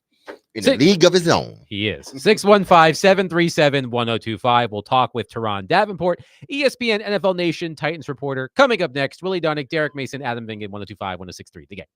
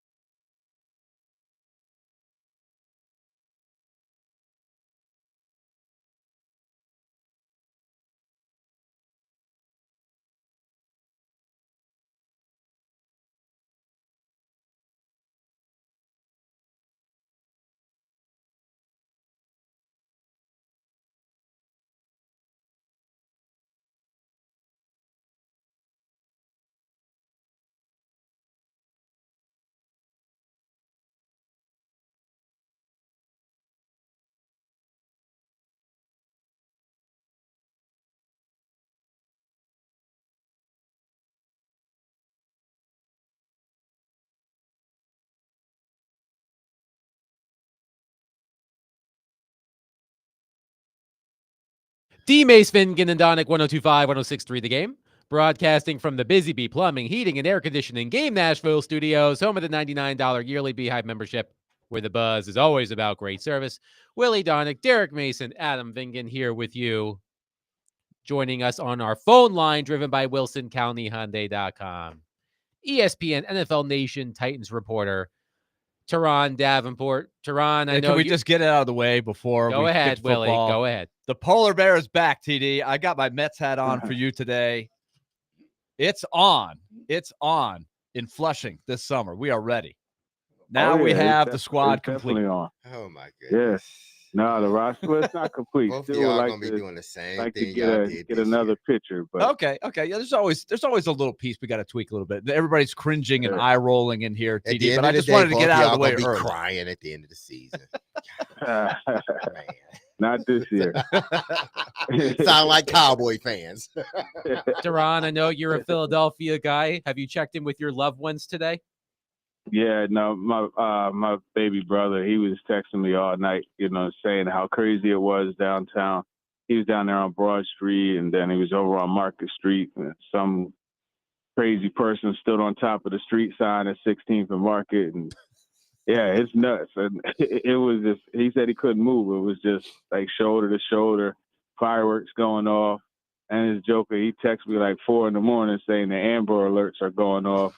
And the Amber Alerts telling them to disperse, not a child missing, but telling them to disperse. So Please I go woke home. up and saw that. I said, "Yeah, You don't have to baby go, brothers down there, but you acting can't up." stay here. Yeah.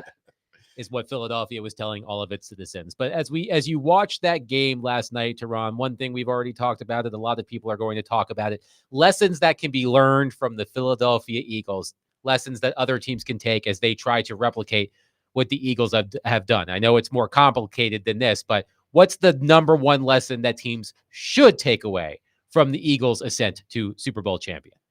Well, I think it should be the importance of impacting the quarterback, and you saw the way Josh Sweat, Jalen Carter, even Davis, Nolan Smith, like they just were going. Brandon Graham came back after missing all those games, and he was an impactful player. And you just saw like how hitting Patrick Mahomes early, it just started to get to him, and it was almost like he was seeing ghosts. Like you look at the one where he scrambled to his right and he threw it, back across his body a little bit, and Cooper DeJean picked it off. He was rattled, and it's proof that even if you're the greatest quarterback, you could still be impacted. And it's funny because last night kind of reminded me of some of the downfall of that app called X, because like I posted that, hey, this game is showing you how important it is to affect the quarterback. And I'm like, while it's not the most important thing, it's one of them. I got hundreds of responses. Well, the Titans sacked Joe Burrow 9 times. I'm not saying that it's the end all be all, but it's a big part of what you need. You know what I mean? So it's just funny how people always pit one concept against another and act like two things can't coexist. Jalen Hurts. What I love about Jalen Hurts is, he's an incredibly talented quarterback. Maybe he's not the best at all of the things that quarterback, like he may not be the most accurate. He may not be the best runner, but he does things incredibly well. He's got a great supporting cast around him. What does this Super Bowl championship do for the narrative that surrounds Jalen Hurts? Well, people will still find ways to detract from what he was able to do. But I didn't check the final stats, but I think it was like 260, 270 he passed for. He had an early play that was a big-time one to throw to Jahan Dotson to set up the first touchdown. He played really well. And I think the thing is, we're so locked into the fantasy football aspect to where you expect the guy, he has to pass for 300 yards and 3 touchdowns, and then it's an impressive win. The fact of the matter, and this is why I love Seth Joyner, the former Eagles linebacker and Cardinals linebacker as well, because he always would say this about Jalen Hurts. He said, he doesn't do it from a stylistic standpoint, but what he does is consistently enough for the team to win. And if your team is winning with him playing like that, why is there an issue? And I think that's something that you see over and over again. Now, Teron, in saying that, because it tempts teams to sometimes, because they're trying to reach for these elite quarterbacks, and we understand that there are only, a handful of them in the league, and everybody else is sort of, there's a good drop off after that. But sometimes you try to, you get into this mode of, I got to find that guy. I got to find that guy. When in actuality, no, you really don't have to find that guy. You just need to find a guy for your system that can run it the way you need him to run it. And then, sort of build around him.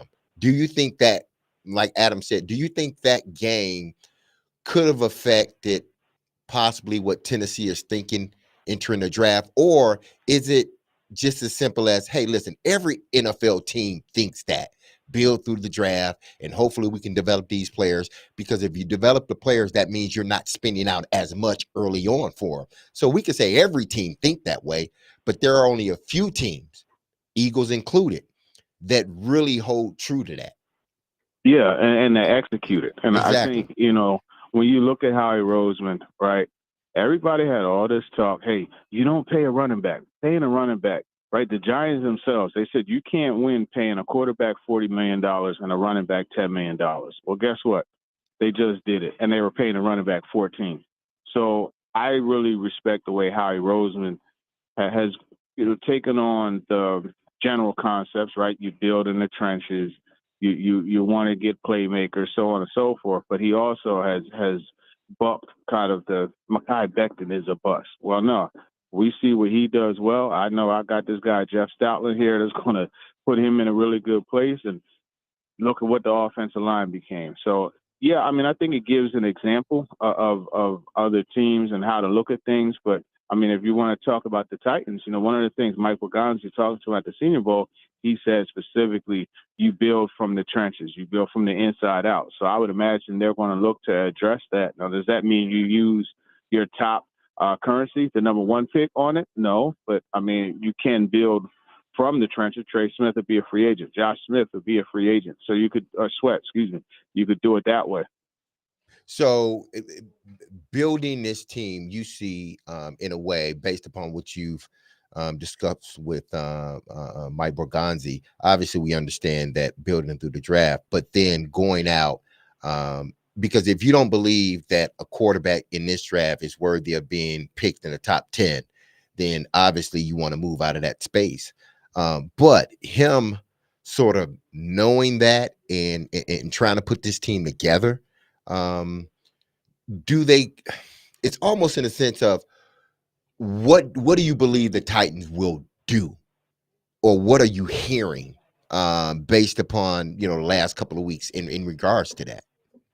Yeah, so here's the thing. It's so early, right? And they've only met with Shedeur. That's the only one of the top 4 prospects that they've met with, right? I will say, from talking to them after meeting with Shedeur, they really love his personality, his maturity.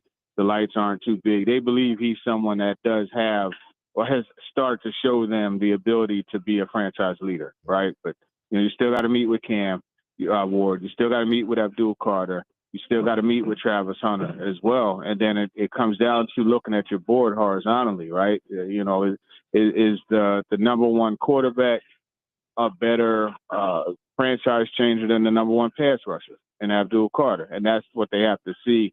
And I don't think they've really gotten to that point to where they can make that decision. And then, oh, by the way, you got the trade back option too. So there's just too much right now to be able to say, hey, they're leaning this way or that way. Teron Davenport is with us.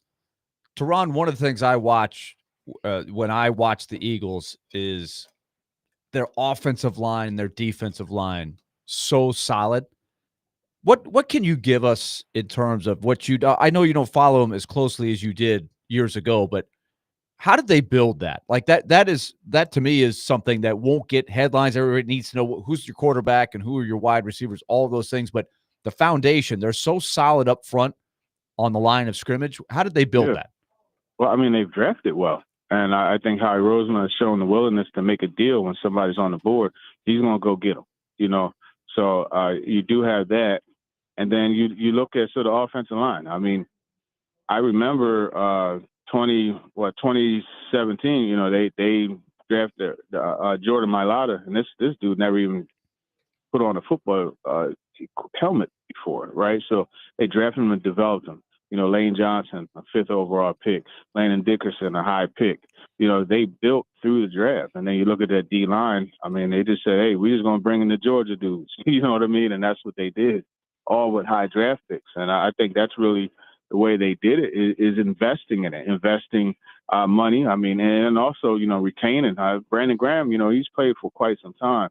And so that's another one. And they drafted Josh Sweat, 3rd round, I believe it was. So it was really just doing exactly what, the draft, develop, retain thing that Chad Brinker has, introduced as the new Titans motto. Boy, that Sweat. I noticed him so many times in the game, and I'm thinking he had to be I didn't know much of his background. It surprises me to know that he was not a first round pick. He just he had a serious injury. So that hurt him. Knee injury. He's got a first round body. When you say he's got the perfect edge rush type of body and quickness off the ball, that was really something to watch him. And at the same time, Teron, was it surprising to you how hard it was for the Chiefs to protect Mahomes? I've seen their offensive line struggle. It was interesting reading about the decisions they made, but it kind of reminded us of some Titans games where they just couldn't run their offense very well. But you got to understand, Houston put a lot of pressure on them too. Yeah, I definitely think they've overcome it, right? But they've always had ways to manage it. Like yesterday, they couldn't function. Yeah, it didn't surprise me, honestly, because I talked to Brandon Graham on Wednesday, and he was telling me how good their practice was and how dialed in they were. And he was like, man, and I told him, man, I need y'all to bring it home for my mom, and he said, well, God willing, if it's God's plan, but man, we had the best practice and the most dialed in practice, and he was confident. So, I mean, it's all about, and that's what Mike Vrabel used to always say. He said, you build momentum throughout the week leading into the game, and that's what they did. Teron Davenport, ESPN, NFL Nation, Titans reporter, joining us on D-May, Svingen, and Donick. Actually, Teron, before we let you go, we haven't talked about this at all on the program yet. Thoughts on the halftime show? Because I've seen a lot of mixed reviews on Kendrick Lamar's performance. Yeah, well, look, I think, you got to understand everything isn't for everybody, right? And if it's not for you, that's fine, but that doesn't make it the worst ever. U2, they gave a halftime performance, and, obviously that wasn't for me, but I was like, hey, it's actually pretty cool. You know what I mean? So I think it comes down to understanding that every time something happens, it's not done specifically to impress you. I think he did a solid job. I would like to have seen him do some other songs instead of focusing on Drake. But, I mean, he had a specific mission in place, and I guess he accomplished that mission. Teron Davenport, make sure your loved ones in Philadelphia are safe today after last night's celebration.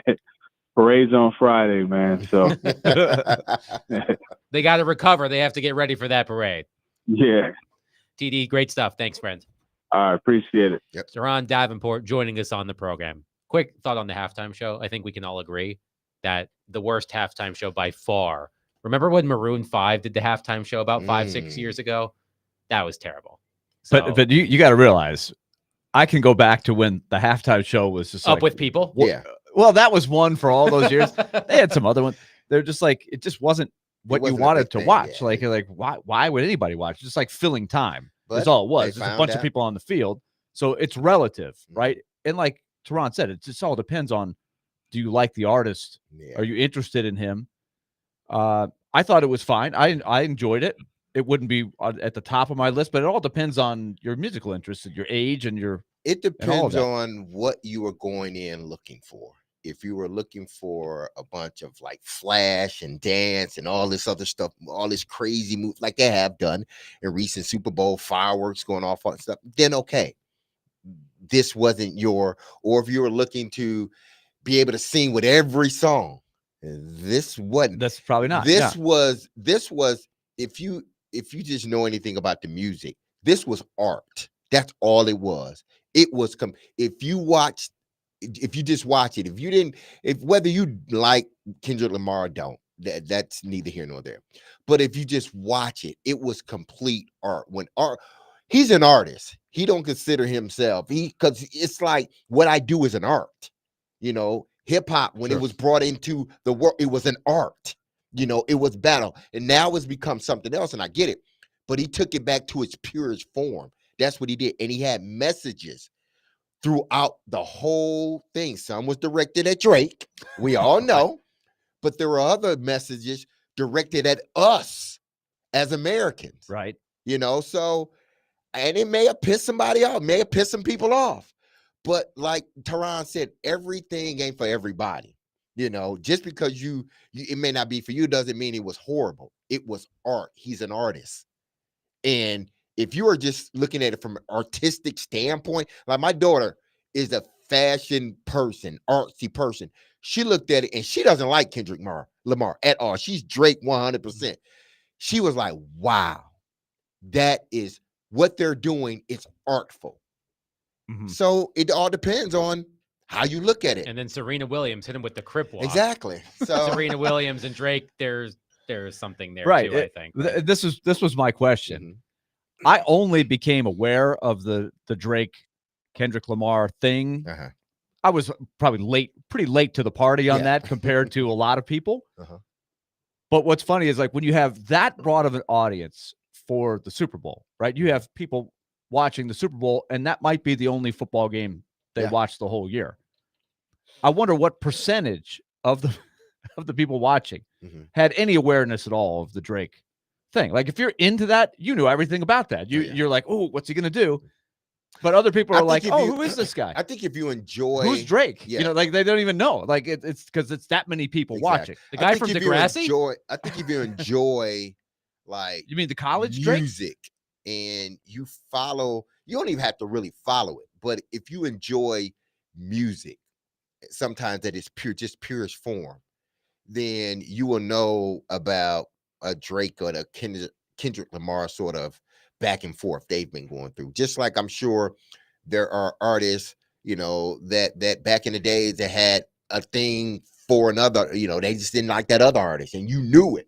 But that's because you enjoyed music, that was a big part of your world. Now, if it's not a big part of your world, especially that genre of music, then you're not going to know too much about it. You may have heard it, but you're like, oh, that's Kendrick Lamar or that's Drake. Okay.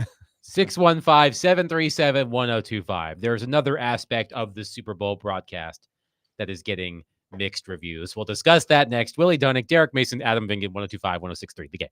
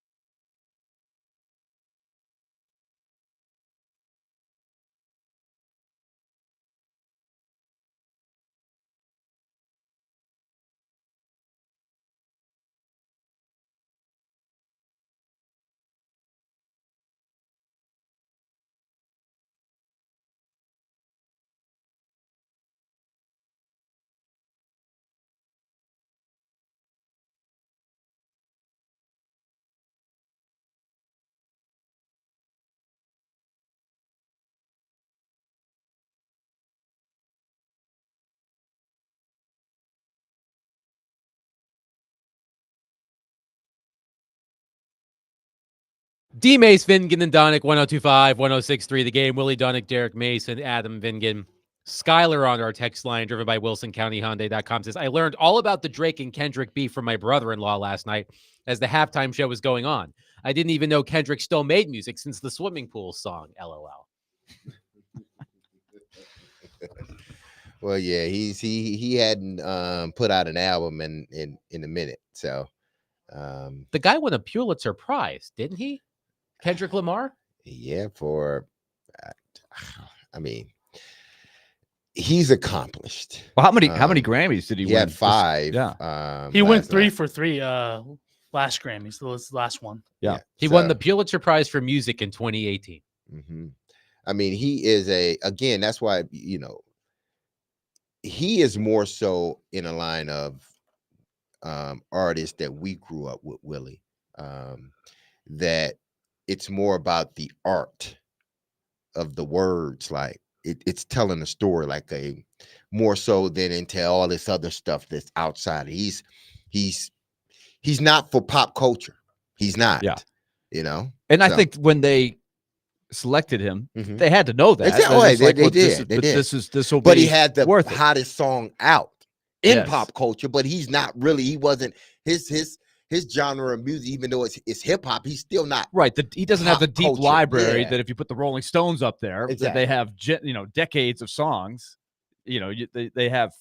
It Yeah, and plays then- better with a broader a broader audience. audience. Absolutely. And this song did play better and this album played better with the broader audience. So, good for him.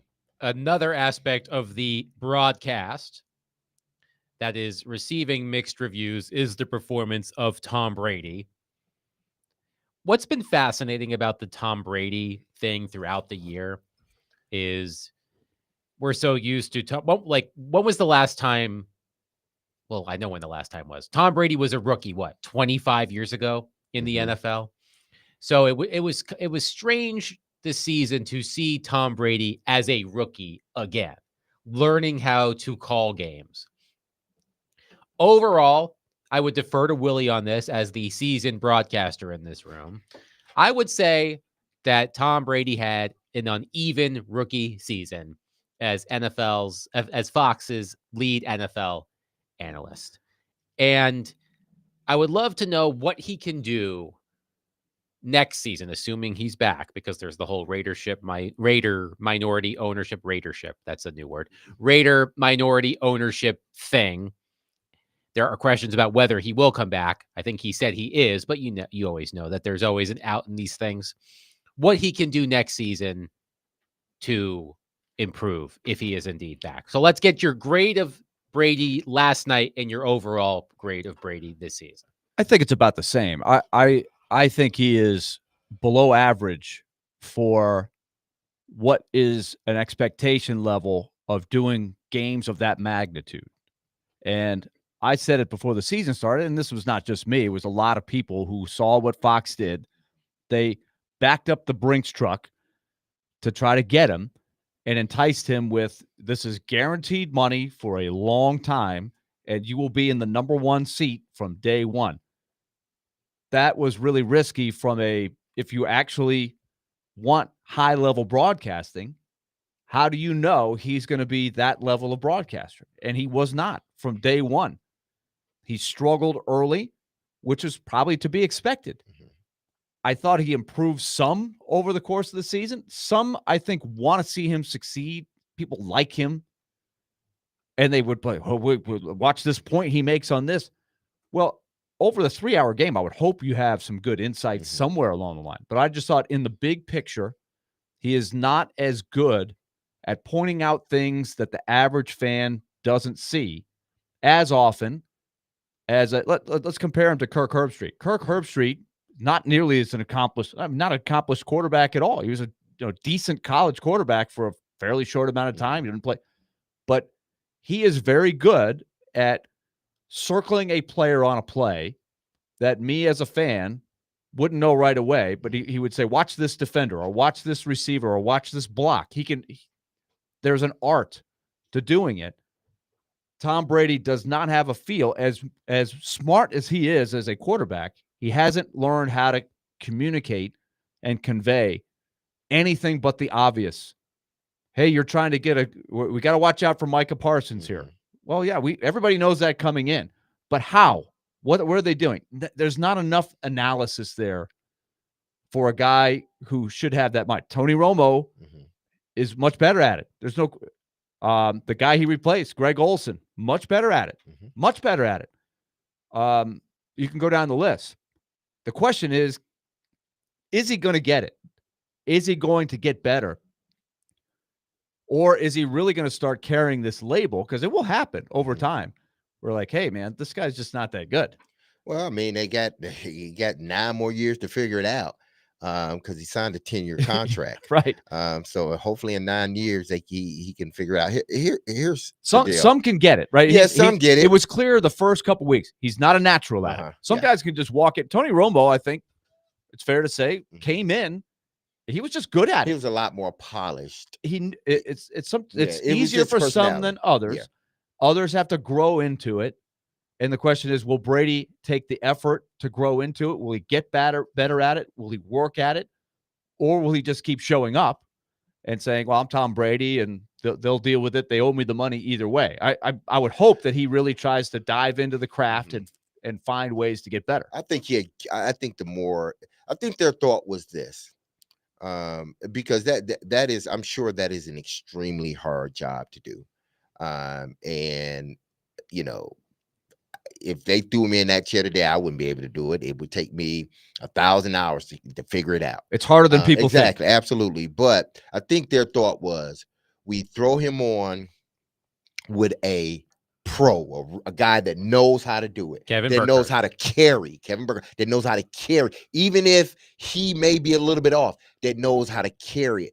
Because they had him on Burkhardt and at the beginning of the season, and he was talking about something. He ended up forgetting one of the teams, and Burkhardt helped him with it. Right. And he kind of got back to what he was talking about. So I'm sure they're looking at it as we're going to put him on the number 1 team with our best guy.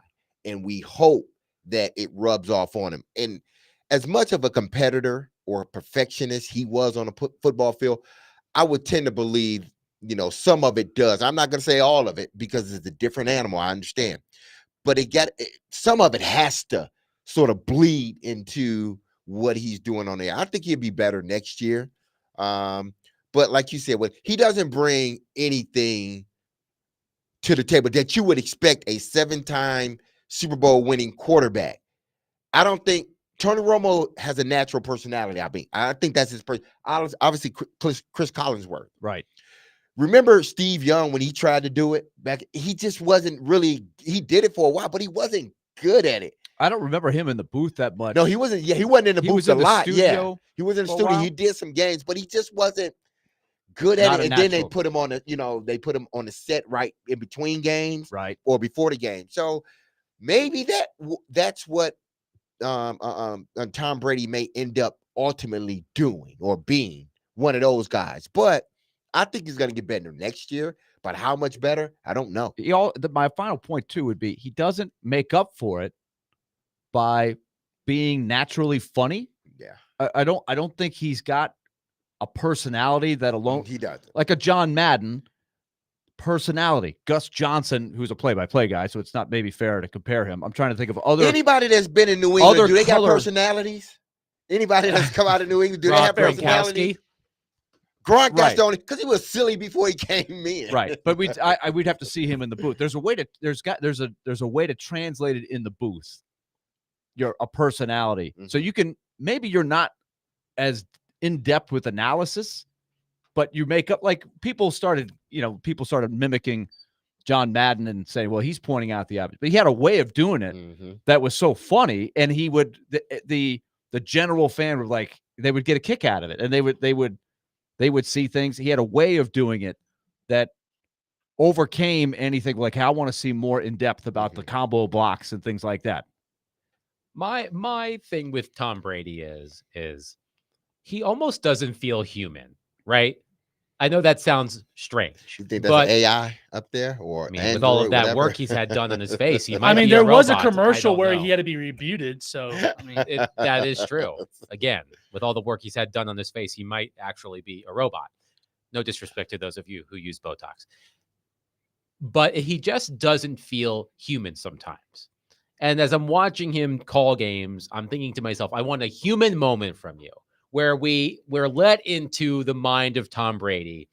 It doesn't feel so stiff. It doesn't feel so hackneyed, which is what I think we got a lot of the time.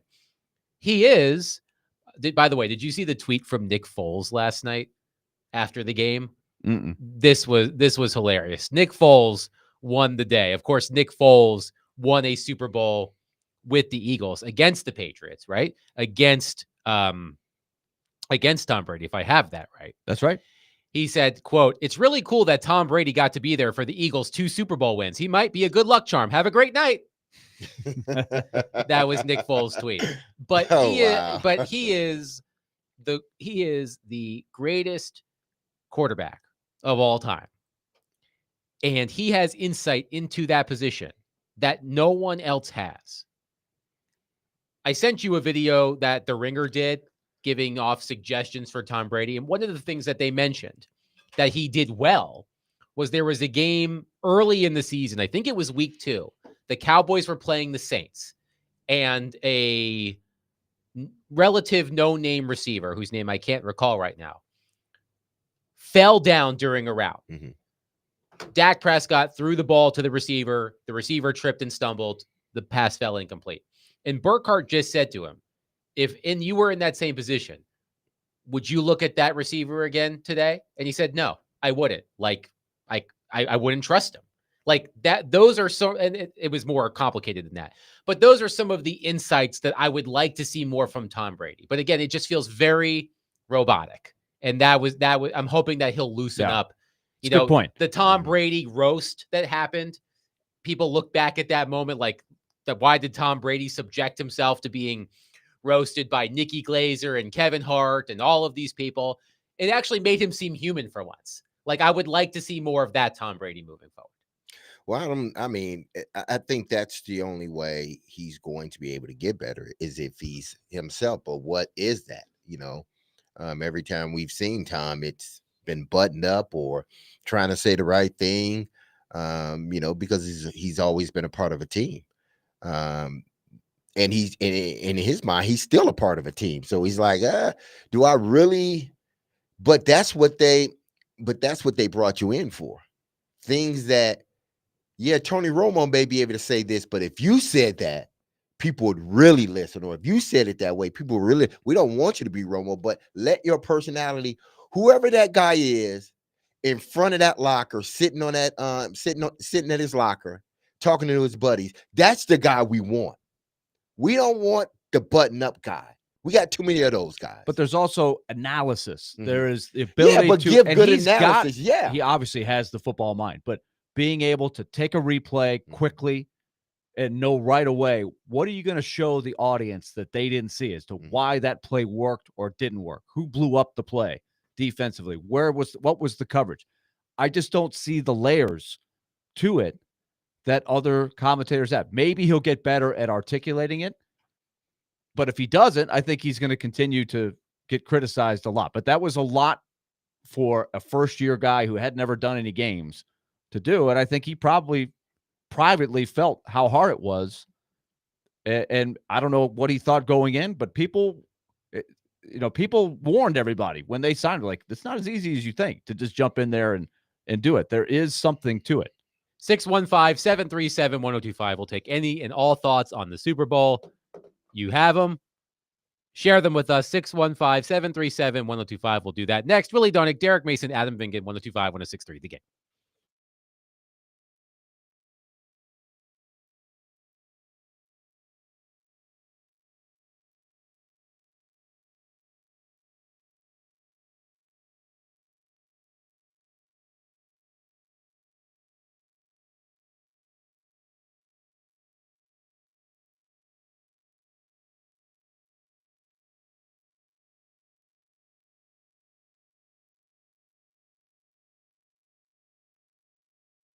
All right, let's tell you about Lee Company. 615-567-1000, leecompany.com. Proud sponsor of our Nashville Predators coverage, which is on a little bit of a break. The Four Nations Face-Off tournament is coming up this week. And in the meantime, Lee Company continues to service all of your homes around town and your businesses as well. If you've got a maintenance problem at your business, that can be serviced by Lee Company. They've got a general maintenance department ready to help at any time. 615-567-1000 or leecompany.com.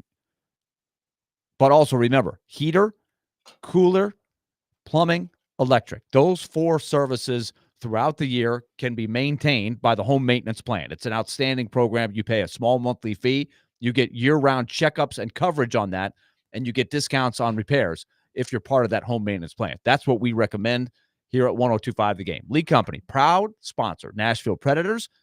Remember their website, leecompany.com, and the phone number 615-567-1000.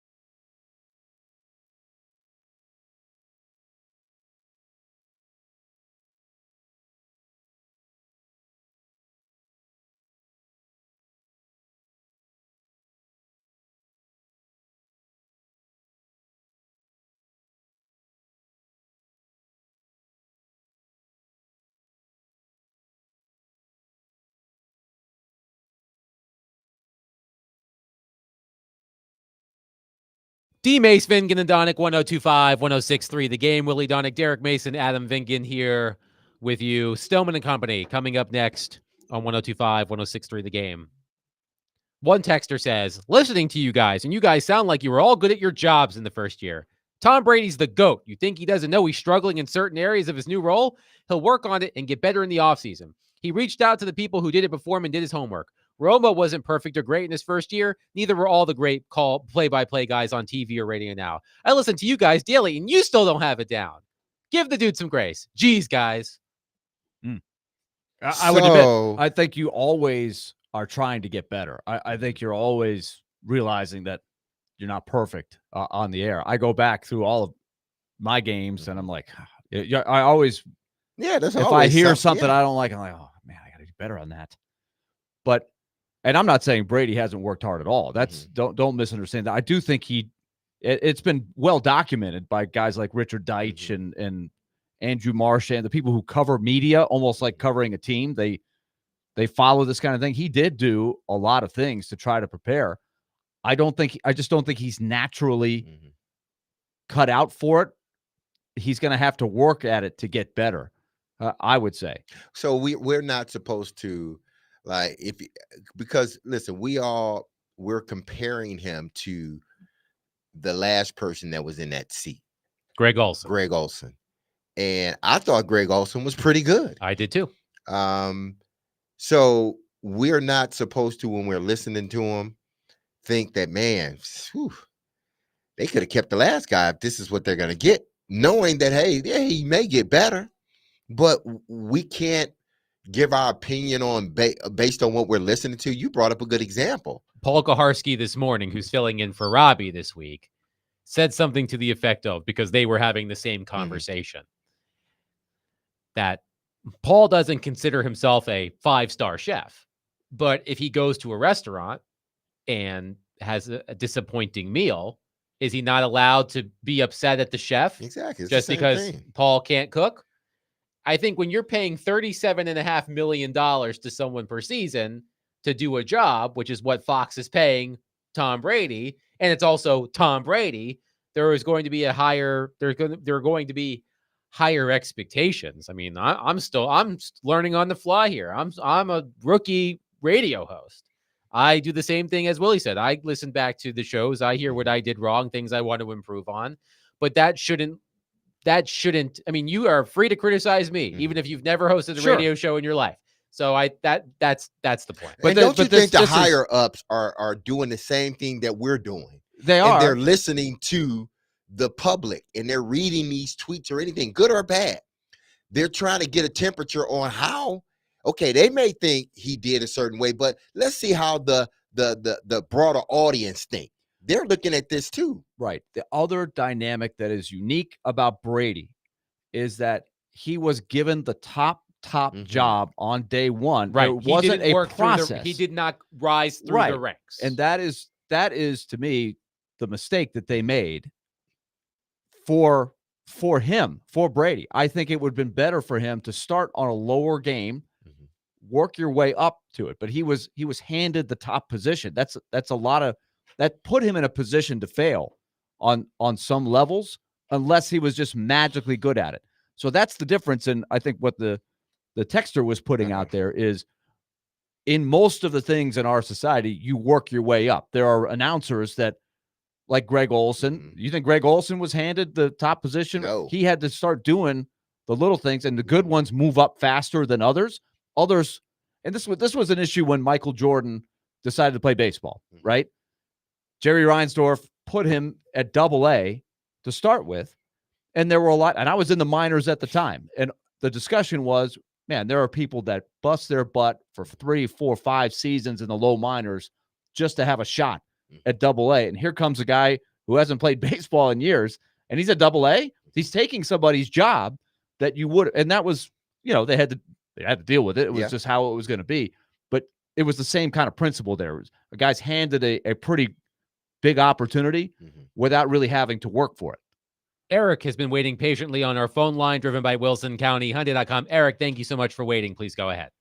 Hey, guys, I want to get to Tom Brady and the Super Bowl in a minute, but a couple of quick things, and then I'll get to that. First of all, I thought the commercials, guys, I liked the Willem Dafoe pickleball commercial, and I also liked the Peyton Manning with the shooting, I guess, of the beers out of the leaf blower, whatever that was, the neighborhood barbecue or whatever that was. And I get mixed reaction. Of course, I've heard about the seal commercial with his face on the seal. I thought it was creepy. I've heard other people say it was creepy. Other people loved it, so make of that whatever you will.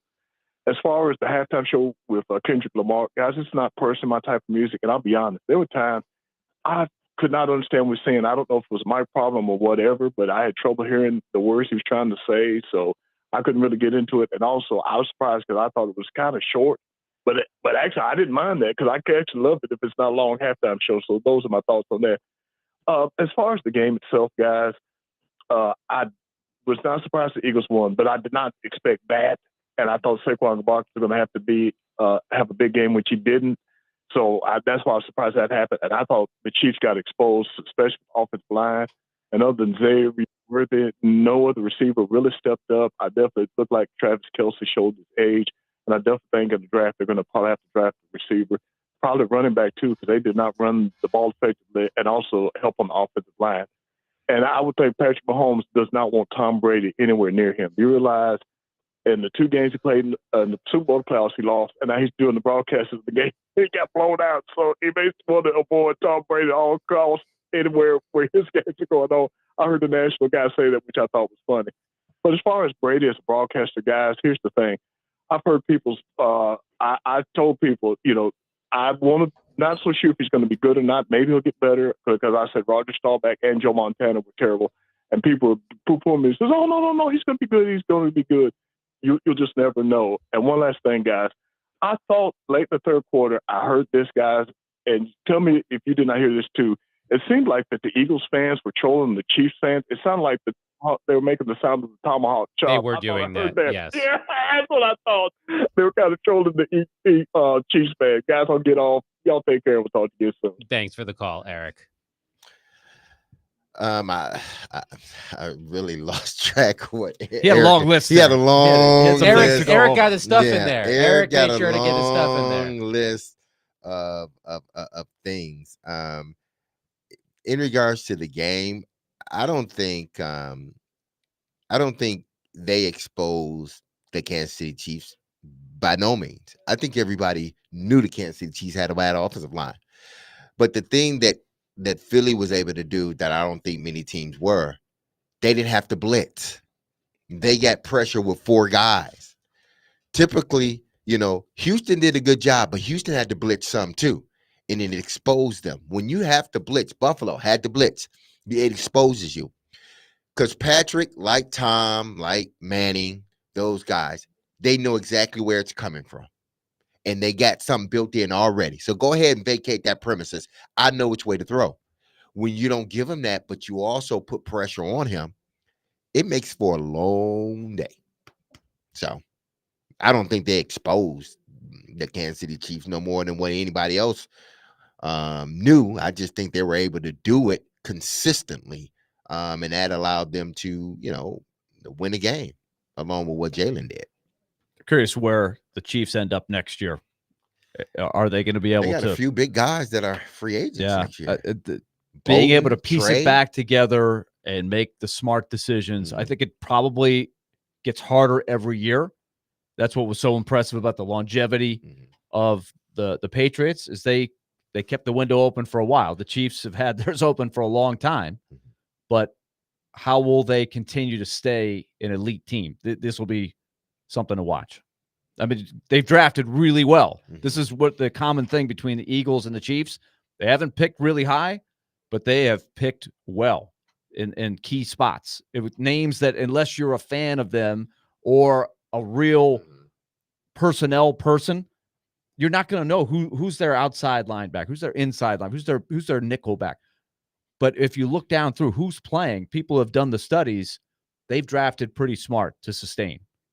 Guys, I've done so much talking today. I need to quench my thirst. I'm going to go get a yellow Gatorade. Citrus cooler? No, lemon lime. Oh, lemon lime. No, that would Which be is a yellow green Gatorade. Green Gatorade. Willie is yellow. You lost, man. Okay, just let it go. I'm going to It's stop green. by a convenience Willie, let store it and go. bring in a yellow and green Gatorade tomorrow just to prove a point. Willie, go back. If you get lemon lime and you Read- get citrus read cooler, over you your will see notes. one that is yellow and Yeah. one that is green. Willie, go back home, read over your notes, see where you went wrong, okay? I'm going to get with Jackie Childs. We're going to go over what happened. But I will take the small victory of 0.25 of a point. You're welcome. The appeal Thanks to our process, commissioner. the appeal process Okay, hasn't so- started yet. It's Oh, going to no, happen. We'll talk about that later. Because I just saw Taylor Swift, so I was like, okay, no, but we'll talk about that later. Because they're replaying the game on NFL Network. I think she was sitting next to Ice Spice. Was that Ice Spice? I don't know who it was. I know don't these think it people. was I Ice don't think it Spice. was Ice Spice though. Oh, I don't know. Because Ice Spice has curly hair. Yeah, that's the. She could have the color. straightened it. But all of you Yeah, out you're right. there, go get yourself a yellow Gatorade, lemon lime, yellow Gatorade. Exactly. You earned it today. Don't get a green Gatorade because that's not lemon lime, despite what some people may lead you to believe. Mhm. But that'll do it for us today. We'll be back tomorrow. Tim Hasselbeck will join us. We'll talk more about the Titans offseason. But Still Winning Company is coming up next right here on 102.5, 106.3 The Game. Be love on your people. Have a safe, blessed, and wonderful Monday. Peace and yellow Gatorade.